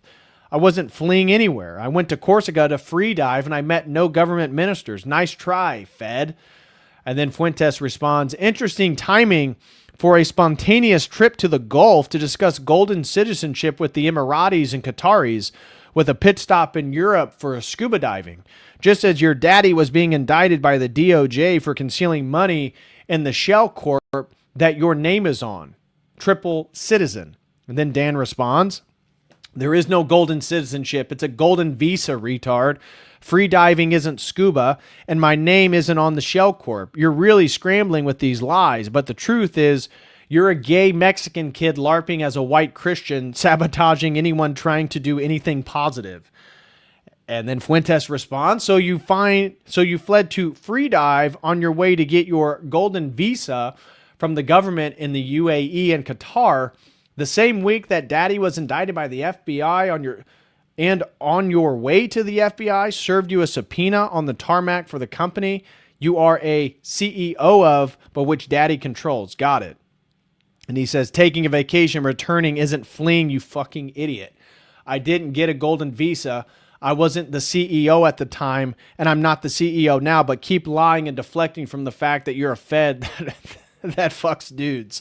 So you can see it got heated here. And apparently Fuentes and Dan were friends. That's part of all this blowback that's going on. And so the next day, after what you just saw, this was Fuentes' response to Dan Bilzerian, essentially claiming that he's a low IQ anti-Semite. And I will say here, to validate Fuentes, that there is a problem with the low IQ anti-Semites, right? Criticism of Israel and some of their machinations and their loyalists within the country, all factual. We do have a problem, though, with the optics of the average person going online and spurging out about the Jews and the Israelis. It makes people look bad. There's no sophistication to it. There's no nuance to it. And so I do agree with Fuentes here. There is a problem with like the low IQ J-Spurgs, but I do find the whole thing weird. I do find it weird that Fuentes is like criticized, like he kind of initiated this conflict with Bilzerian. And he claims that Dan was upset because he wasn't responding to his calls, like Dan was some fanboy of Nick and wanted his validation and thoughts on a variety of topics. Could be the case. I'm no insider here. I have no idea. But Fuentes is flopping back and forth. Remember before the last election, he was advocating for people to vote for Kamala Harris? You remember that? Remember when he vowed the Groypers were going to help Kamala win Michigan and that he wanted to prevent Trump from winning? And then once Trump won, he talked about he was back on MAGA. He's part of Trump, America first. And then he went to Gavin Newsom a few months ago, and then he came off Gavin Newsom. I do find his shifting political loyalty suspicious. Now, is he a Fed? I don't know, but it is suspicious that he does seem to get into conflict with just like Joe Kent when he ran from everybody who like tries to get in Congress and like make a change. Marjorie Taylor Greene being another one. He does seem to get in conflict with them. So here's his response to Dan Bilzerian. Dan Bilzerian today says, he says on Twitter, first he's telling us that the left is trying to kill right-wingers. Now he says to vote for the Democrat in Ohio. It's too contradictory. And it's like, Dan, I know you're not that smart, but it's really not that complicated. I mean, it really boils down to that. This is why they call us Goyim. This is why they call us Goyim. I used to think low IQ anti-Semitism is just something that they said. I was wrong. Okay? I was wrong. Low IQ anti-Semitism is real. It's Dan Bilzerian. You know it. I know it. Pretty much the whole world knows it. There is such a thing as low IQ anti-Semitism. We have been seeing it. It has been out of control. It has been running rampant. And what do I mean by that? It's these people that all they know how to say is, it's the fucking Jews. That's all. It's like they're just pressing a button. They can't tell you anything about it. There's no depth. There's no complexity. There's no even real understanding. They don't know anything about anything. That's all they... Maybe Hitler was a good guy. A Holocaust joke. And I don't even disagree with Nick here, but that's what his whole brand has been. That's what I'm confused about.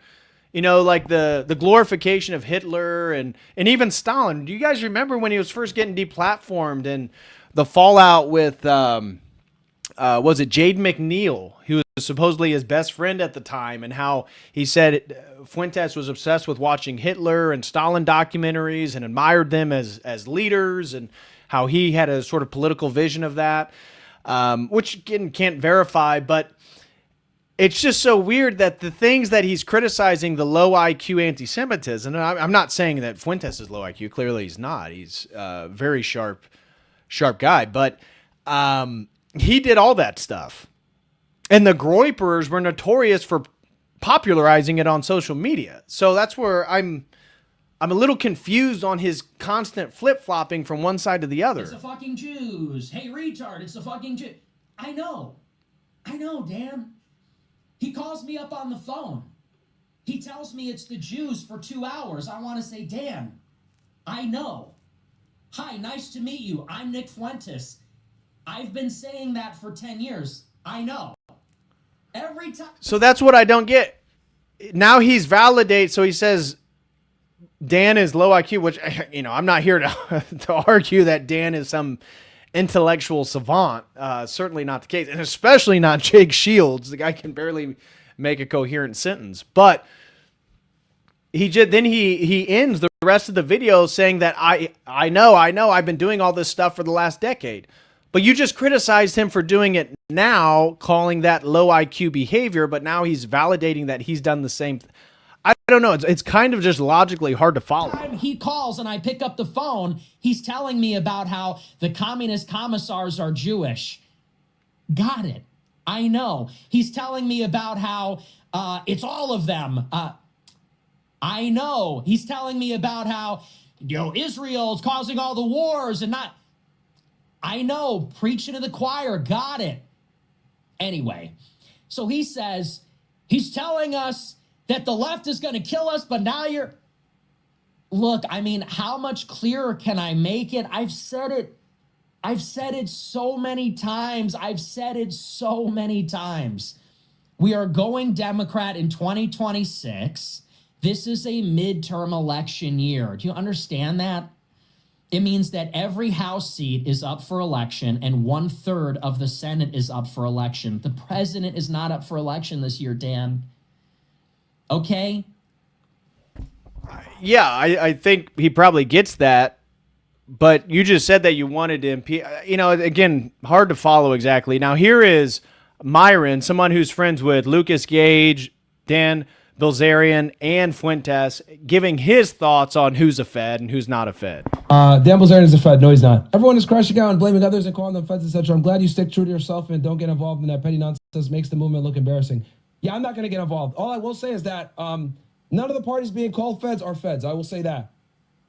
Dan Bilzerian's not a Fed. Nick Fuentes isn't a Fed. Lucas Gage isn't a Fed. Trust me. As a guy who used to be a Fed, I will tell you that none of them are Feds. Okay? And I did a whole video about this, okay, on my channel when these accusations came out against Nick before.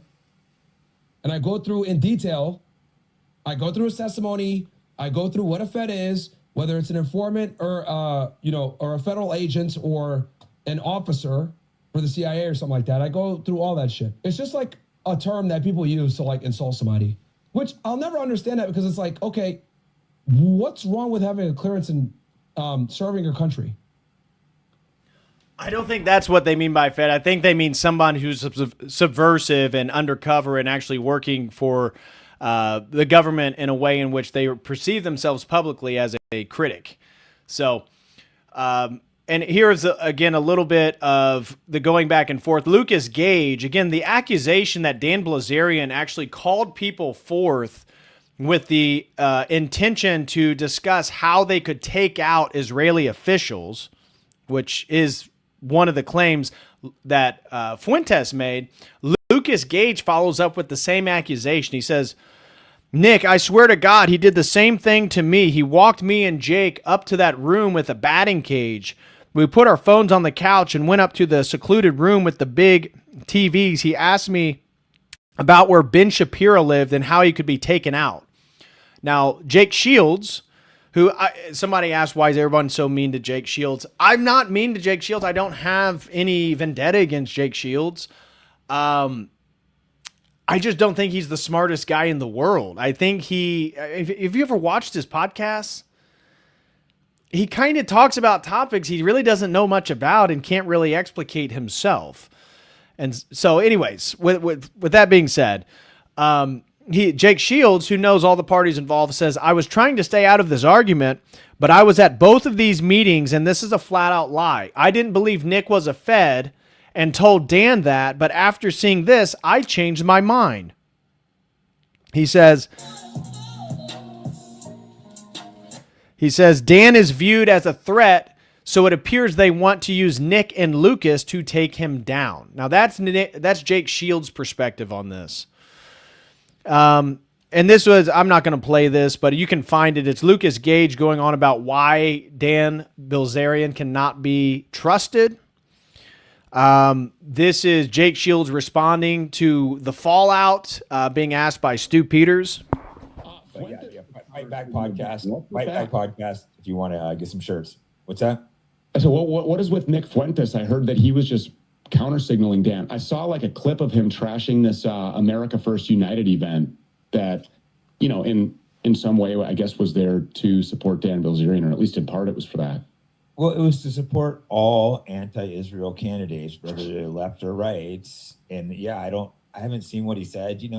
I've had some fights with Nick.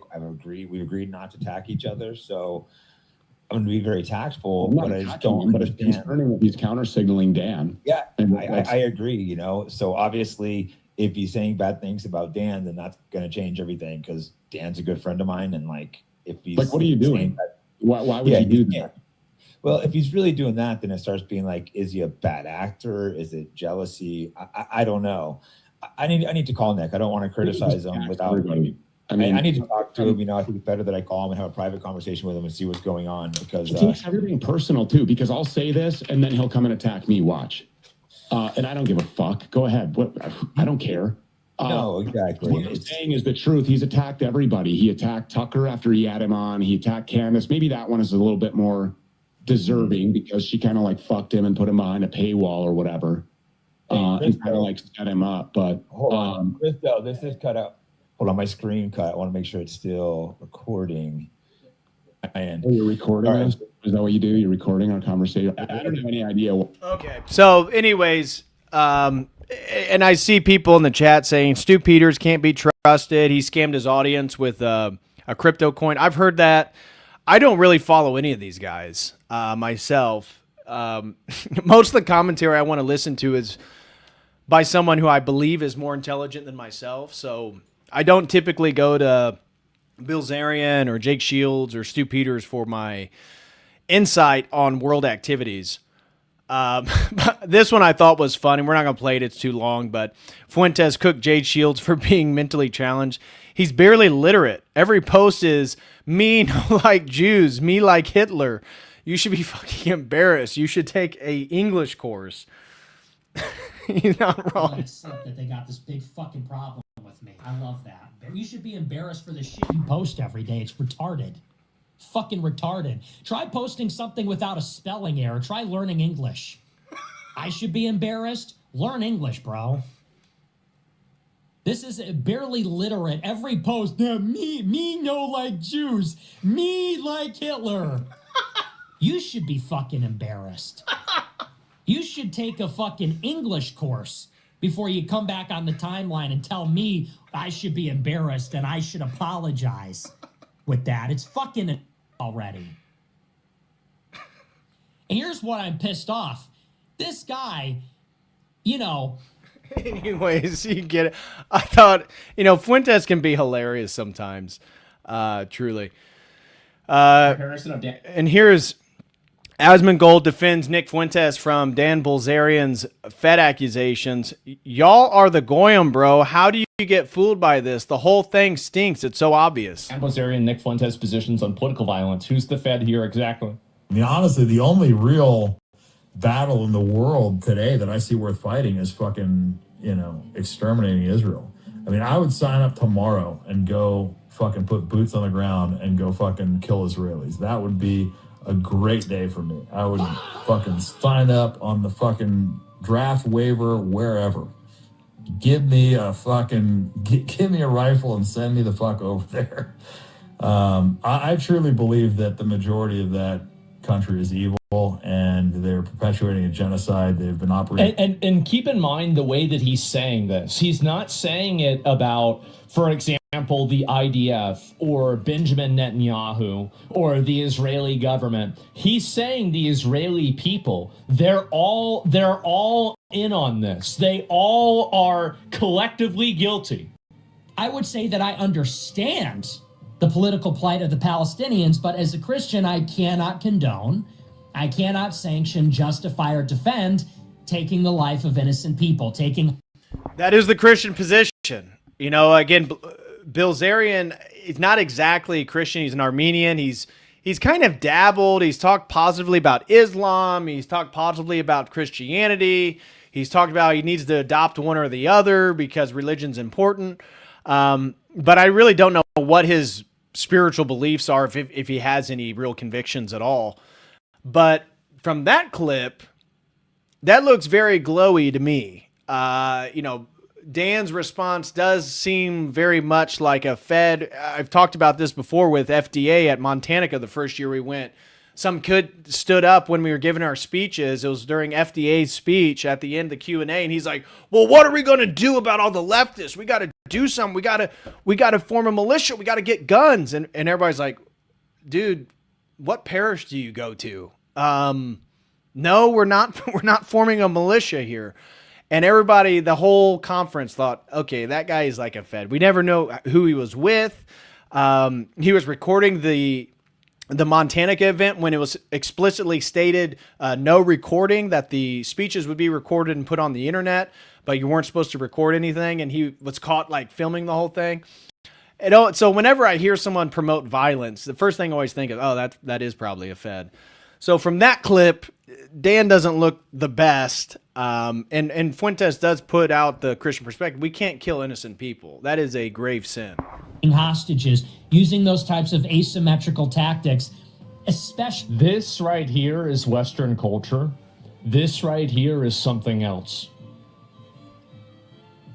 Against civilians. I think it's evil and it's wicked, and I have to condemn it. Exactly. And so it's really sad. It is. It's extremely sad. That's why Fuentes base. Yeah, exactly. Y'all are y'all are the goyim, bro. You are actually the goy. How do you get hoodwinked by this? How do you get fooled? I told you, man. I tried to say it. It was so obvious. What do you mean? The guy built his entire career off of bullshit. What are we doing? We're really thinking about this in a serious way? Oh my God. And so anyway, clear by who? Yeah, I don't know.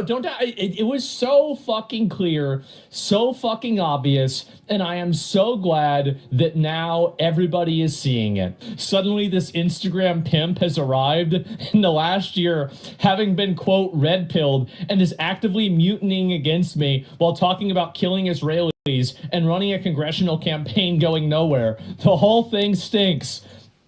So you guys get it. We're going to leave that topic alone. I'm curious what the chat thinks here. So the poll, is Fuentes a Fed?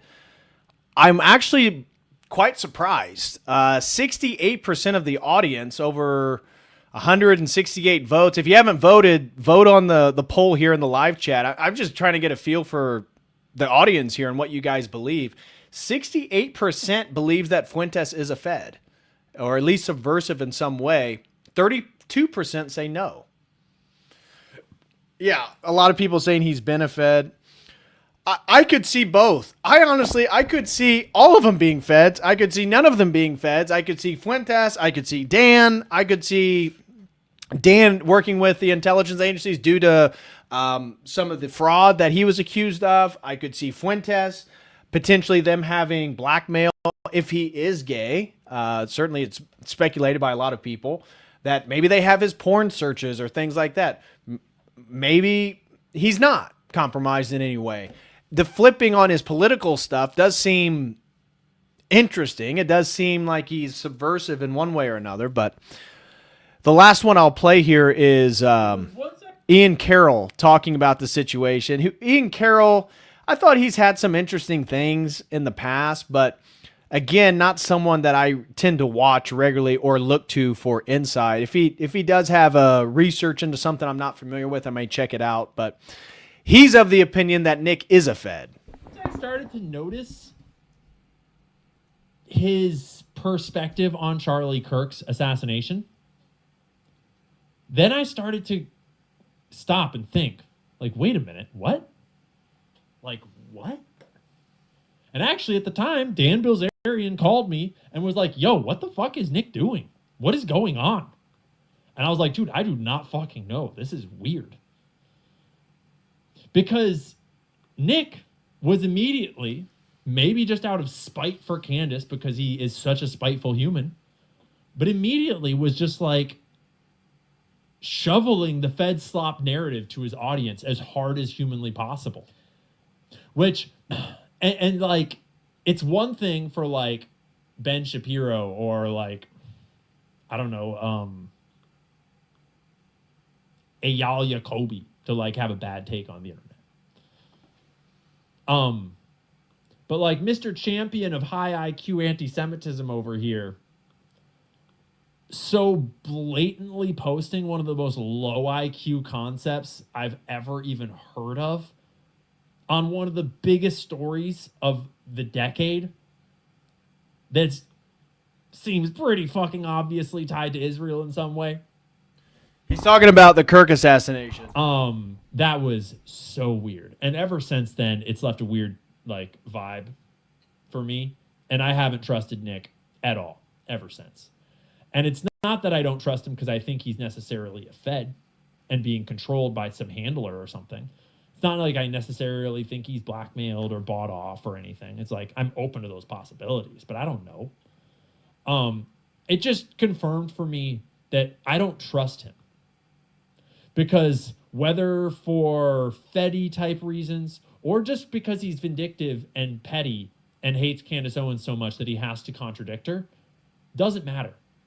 If you're capable of portraying yourself as so fucking smart and such a high IQ anti-Semite, and then that's your perspective, I don't fucking trust you. I don't trust a word that comes out of your goddamn mouth. Nope. No, sir. Okay, so for what it's worth, that's Ian Carroll's perspective. Moving on here, we're not going to watch this full clip. This came from the Julian Dory podcast, talking about the intensity of Netanyahu and how different content creators he's met with, they've sort of changed their tune after meeting with Netanyahu, and the person that they highlight specifically is Tim Pool. Claiming that he changed his tune about Israel after meeting with Benjamin Netanyahu. Now, I don't know if that's the case. From my friends that know Tim Pool, sounds like he's a genuine guy. What he says on camera is what he believes privately. That's what I've been told by people who know him. I've never met him. I wouldn't know. But it is interesting nonetheless.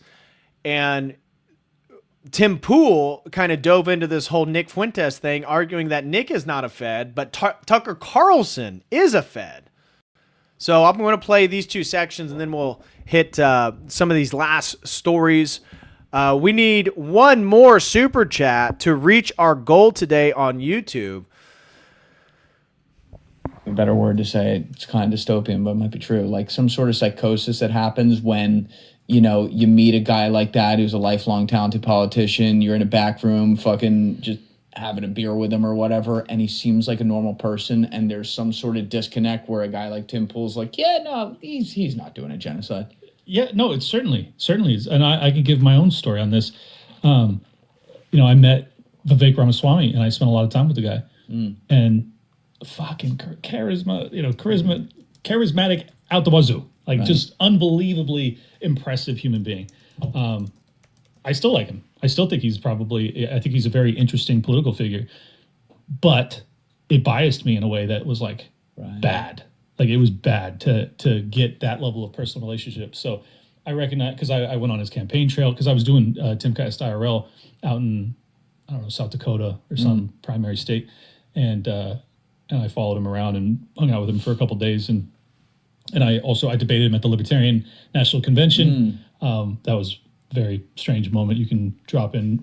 Anyways, that's him talking about Vivek.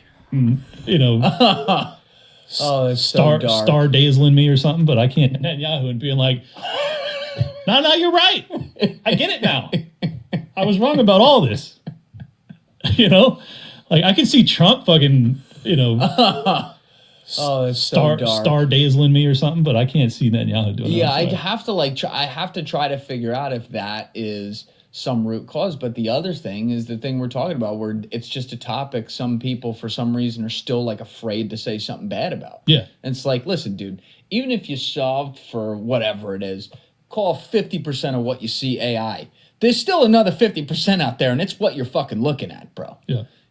And when So, anyways, Tim Pool, there's a video. This was just posted today. I think it was from Friday.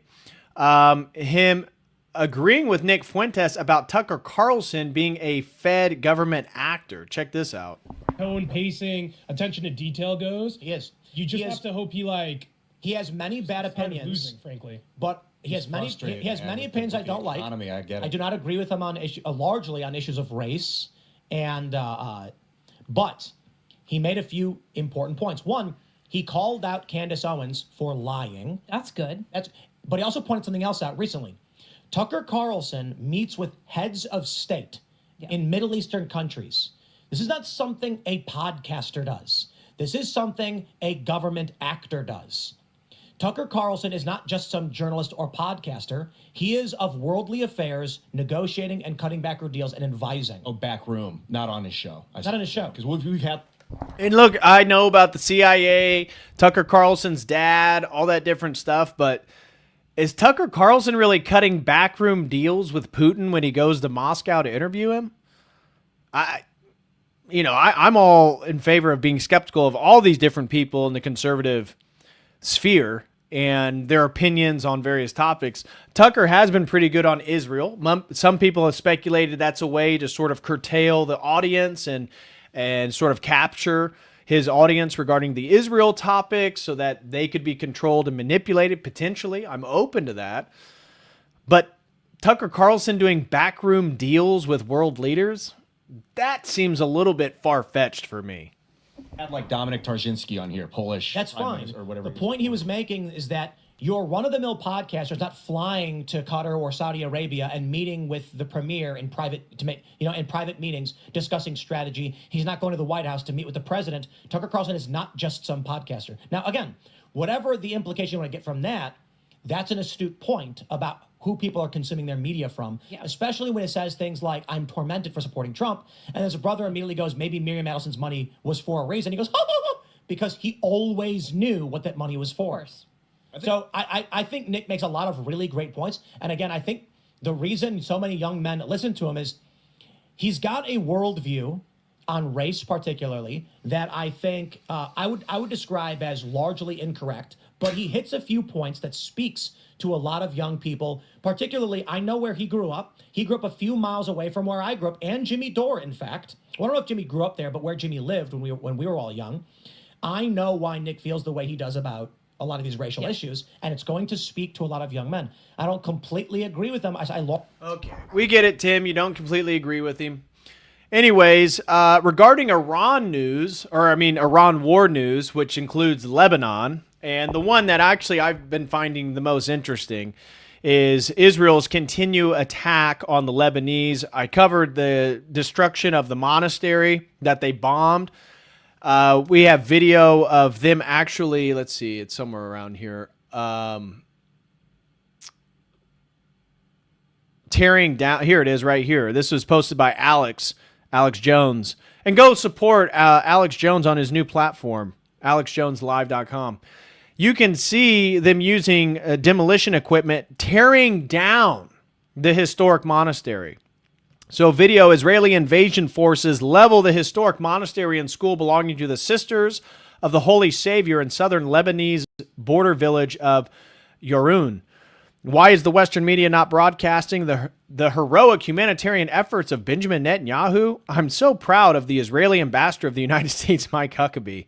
Yeah, all of which remain silent on the desecration of Christians in southern Lebanon. Well, here's something that has spiced things up regarding the Lebanese, or really the Hezbollah-Israeli conflict, is that Hezbollah was inflicting significant damage on the IDF in southern Lebanon, to the point that one of the IDF commanders was telling Netanyahu, we have to stop, we're going to lose, like we can't do anything more, we're being attacked. I showed you in the last Logos News that multiple IDF soldiers have been killed, multiple have been injured.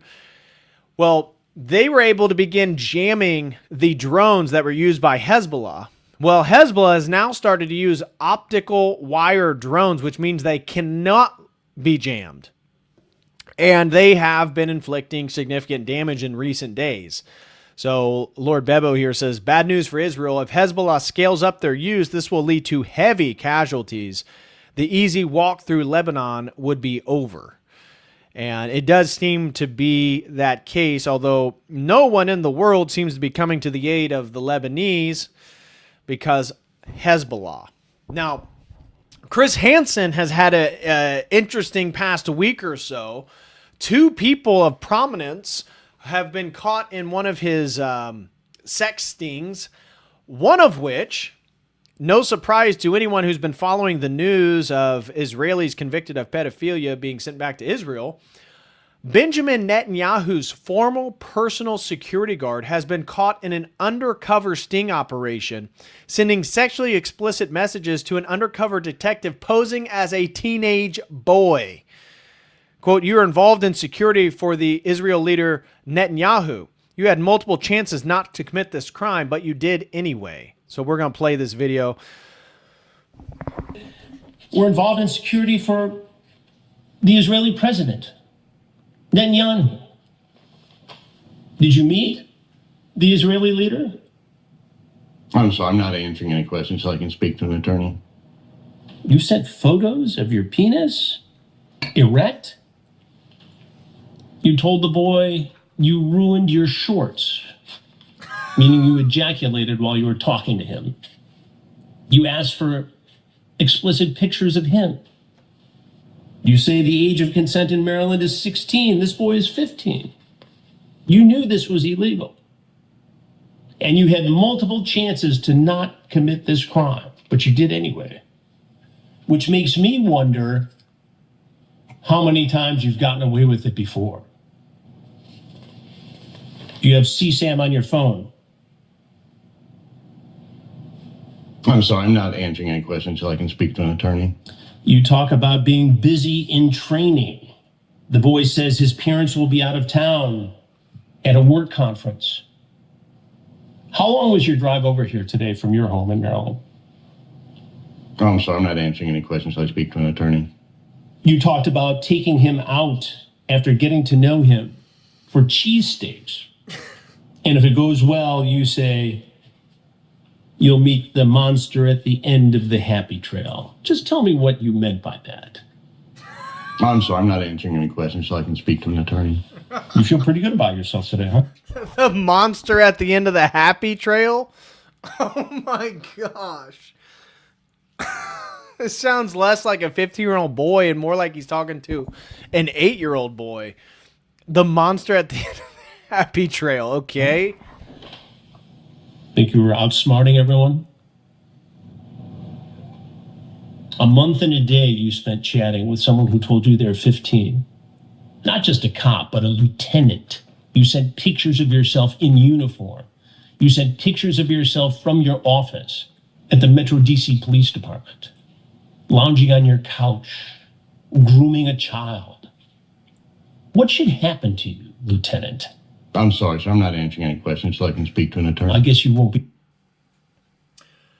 Well, it wasn't just the security guard of Benjamin Netanyahu. It was also a MAGA influencer. Craig Long was arrested in a human trafficking sting operation that Chris Hansen was a part of. This is like the third sting in a month that a MAGA Trump supporter has been arrested, including ICE agents. Now, I'm all in favor of ICE agents, but I'm not too familiar. This guy is from Tampa, Florida, and he's some type of African-American MAGA supporter. Apparently, he was caught trying to pay a prostitute for sex while being married with children and promoting this sort of traditional conservative Protestant Christianity. That's why it was so harmful to his career here. But here's a little bit of the video. You can see he's already suspicious as soon as he walks into the room that someone else is there. Now, of course, Chris Hansen and police are right outside the door. He ends up getting arrested. Where you coming from, the gym? People all in the goddamn hidden. Where they at? Oh my God. Hit them in the closet. Hidden in the closet. Open the closet. Damn, your nervous ass. I am. You haven't locked the door or nothing. You're behind us, so go ahead and lock it yourself. Well, you gotta do something. Let me know you're not police. So you said you gotta do something quick, right? Yeah. Okay. You got my Making me hundred. nervous, man. Mm. This your first time doing this or something? Yeah, man, I don't do this. I don't do this. All right, go ahead. Drop your drawers. You want to start off with head? Thank you. Is that how you do it? Yeah. I'm gonna take my shoes off and Go ahead. Make yourself comfortable. Let me grab a towel, okay? Take a seat. oh, see, there you go. No, bro. Do you want to like kneel on my face or something? Like, chill. I'm just trying to grab a towel.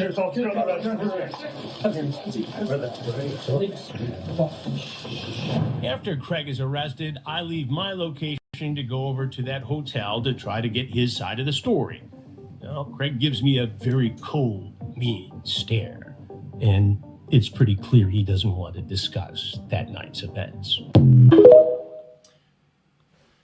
So if you watch the video, Chris Hansen begins to question him about his activities and hiring a prostitute and the difference between what he's doing privately and his public life. And he just refuses to answer anything, just like the Israeli gentleman we watched. But yeah, Chris Hansen, pretty eventful week. Got two major names, one Israeli, one a MAGA influencer, and his sex stings. This is just some news regarding what's going on in the West Bank. Israeli settlers invaded the Christian village of Taba and threatened to kill any residents who returned. So, business as usual in Israel. The settler incursion represents the latest government-sanctioned attack against West Bank Christians. And we've been talking about this for months now, about how in light of the Iran war, the Israeli-sanctioned invaders were essentially, they just go into villages that are majority Christian and begin taking their homes, occupying them just like they did the Palestinians. It's becoming a very, very serious problem. And then this was interesting. A Jewish man who was found dismembered and stuffed in closet after being killed by a Colombian gang, turned out a month later, that was on April 30th of, well, not even a month, just a few days. That was April 30th, 2026. You see, they made sure to choose a photo of him wearing his yarmulke. His Jewish identity is stated explicitly. Jewish man found dismembered. Must be the anti-Semitism. But then you find out that he was actually hunting for teen brides. New York City dad, no longer a New York Jewish man, but he's a New York City dad, found murdered in Colombia, was looking for new bride after his marriage to teenager failed. So he went from New York Jewish man to a New York City dad who is traveling South America to find young girls to marry. Go figure. Yeah, somebody saying base Colombians. Yeah, exactly. Exactly.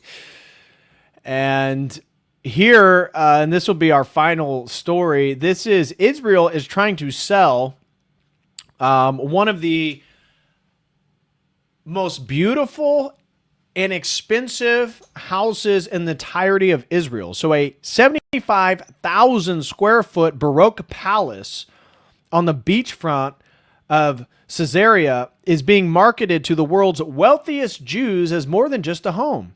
Bathsheba's palace sits on 2.7 acres, hand-built by Italian artisans and dripping in crystal chandeliers, gold leaf ceilings, gemstone, inlaid Italian marble.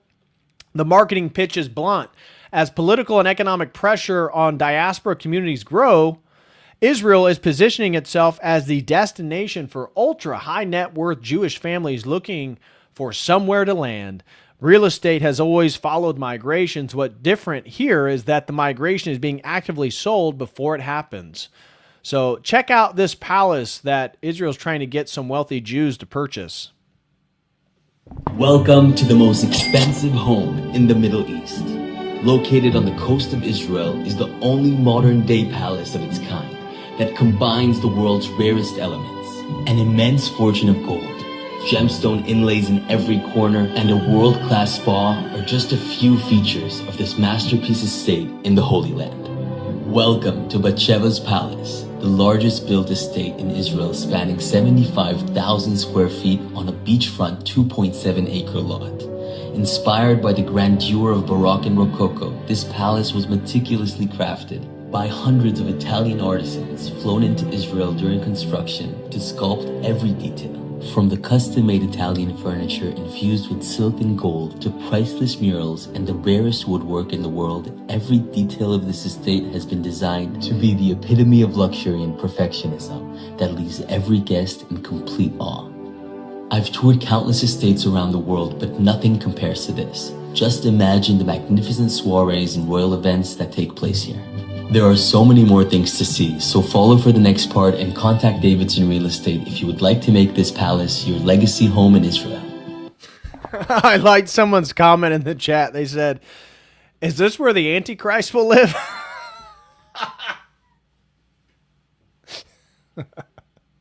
You guys are hilarious. Yeah, adrenochrome infused furniture. It's actually the latest craze amongst the global elite. Oh gosh, it's also obvious. It's also obvious. Let me catch up with the chat here.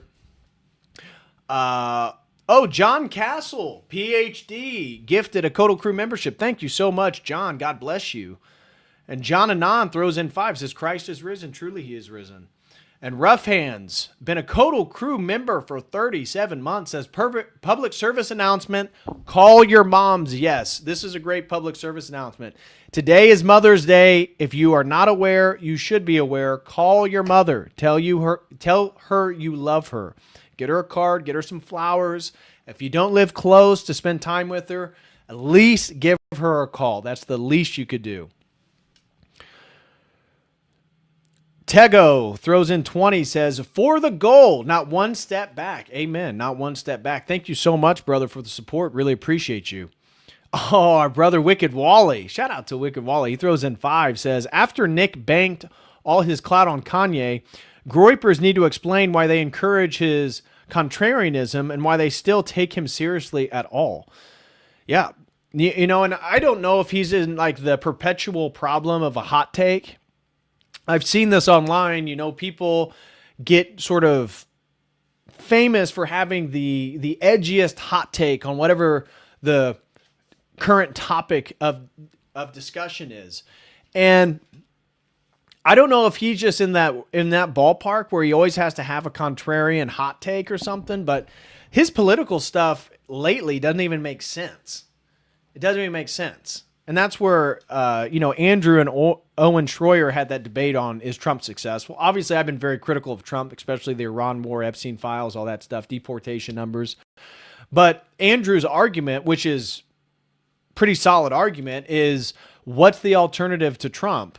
You don't get rid of the Israel problem with the left. So Zionism isn't going away in America, although support by younger people is. But we do get better domestic policies and issues, and there's a handful of things that Trump's done that has actually been beneficial for us. That why would we want Democrats to win the midterm or take office in 2028? Of course we wouldn't. So I really just do not see the strategic plan that Fuentes has with backing Kamala. Then he backed Newsom. Now he says we need to vote Democrat in the midterm. I don't get the consistency, the logic there. I get the criticisms of Trump. I'm saying the same thing, but I don't want the Democrats to win the midterms. Logan throws in 5. Thank you so much, brother. He says, what made me skeptical of Nick was the amount of info he had on Carlson's father. Almost like he was given that info from someone else. I don't know. It's weird. Well, that was sort of hinted at by Tucker.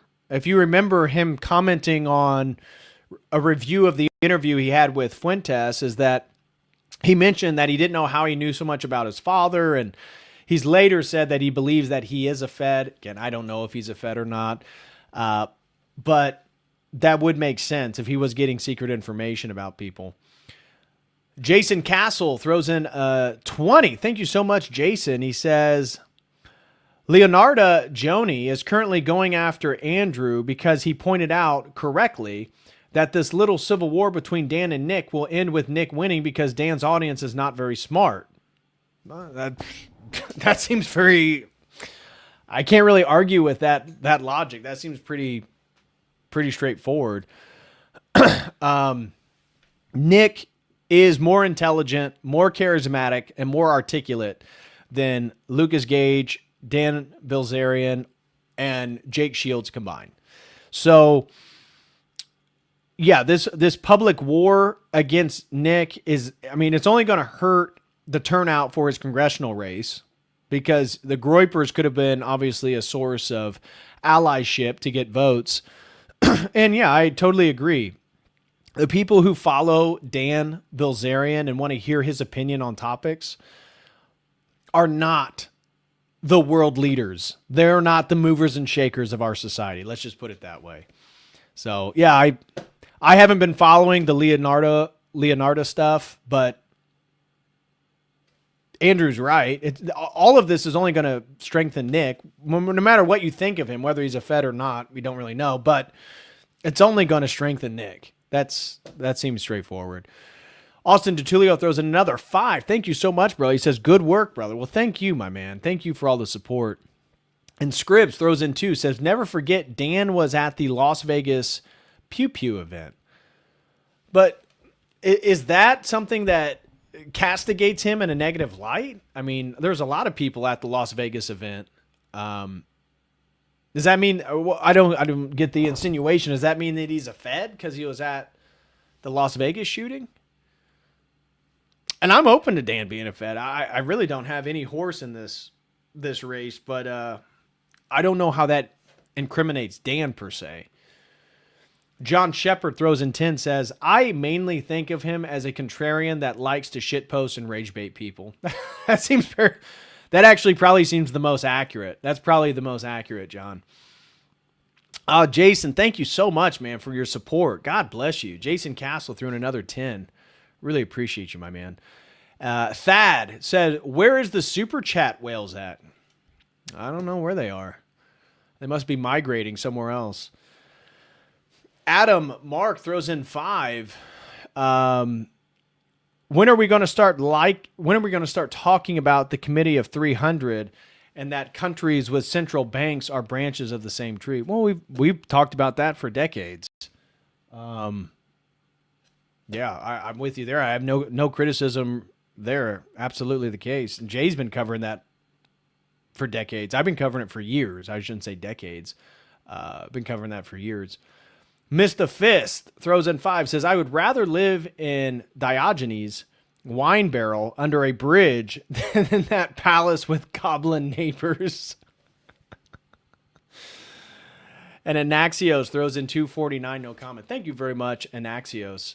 And let me check Dono Chat. Anonymous sends in $10. No comment. Thank you very much, whoever the anonymous donor is out there. And Polycarp sends in a generous $75 on Streamlabs. Says, can you talk about the role that the Jesuits and Royal Society played in spreading knowledge of globe Earth cosmology in the days of Copernicus? How much would it cost to sponsor an episode of you reviewing Eric Dubé's History of Flat Earth? Where a sponsored stream is $300. And like I said, I give it about, usually it's over a day of research, just whatever the topic is. Polycarp, I know that you sent that in earlier as well, my man.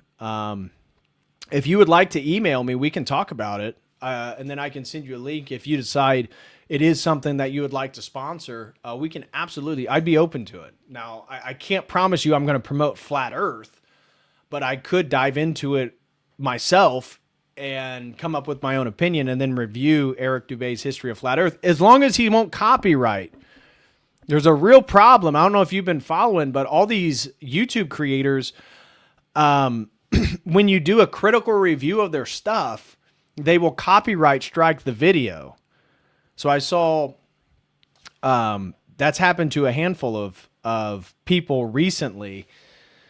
So as long as he wouldn't content strike me, I would be open to that. And Axio says, man, don't waste your time on Eric Dubé's dribble. As I said, I'm not a flat earther. So Math Powerland Rex Eric Dubé. I've never really watched Eric Dubé's stuff, so I can't even say. But I do appreciate the support, Polycarp. Thank you very much. Vigo says, much love to Jay Dyer for showing me the light of holy orthodoxy along with the other ortho bros, flooding the internet with the truth. Well, thank you, Vigo. And I'm sure Jay is humbled by anything that he would have aided you with. So, guys, that's going to do it for me. I'll just double check, make sure I didn't miss anything on Streamlabs. Yeah, Heidi B. Mary says, Flat Earth is a psyop. That's been my general position, but I've never done a deep dive into Flat Earth on the channel. Maybe it's a hot topic. I don't know. Anaxio says, I believed Flat Earth for like 10 years. Wow. I guess I'm a globetard still. So, anyways, I mentioned, Mongoloid mentioned, did I talk about France and Mali? France is pulling out of Mali due to the coup d'etat that's currently happening, and France being in opposition to essentially the power that the people of Mali want, claiming that they aren't fighting terrorism anymore. So they're going to pull out of Mali. So, yeah. Anyways, guys, that's going to do it for me. A major thank you to you all for the generous support today. I truly, truly appreciate it.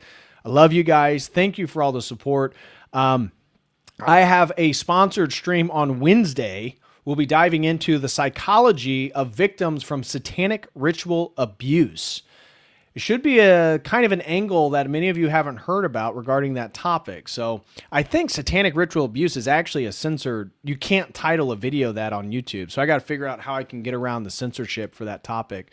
But that will be Wednesday. I got an interview with the Serbian filmmaker tomorrow night. And then, of course, Tuesday, if you guys want to be part of the last class on the Orthodox Survival course, we're going to be covering modern religion and spirituality, essentially New Age from Father Seraphim Rose's perspective. If you would like to join us, we would love to have any man in the academy. You can sign up right there with that link. And if anybody is interested in sponsoring a stream, if there is a stream, because as I said, I only have 2 sponsored streams and then the community stream that you guys did. Both of the sponsored streams on satanic ritual abuse, by the way. Unless the other guy ends up wanting to change his topic, I'm going to reach out to him. But if you have a topic that you would like for me to spend a day or two just diving into to present, you can do so with that link right there. I'd be greatly appreciative. But with that, guys, I got to go celebrate Happy Mother's Day with my mother. And I hope you all do the same.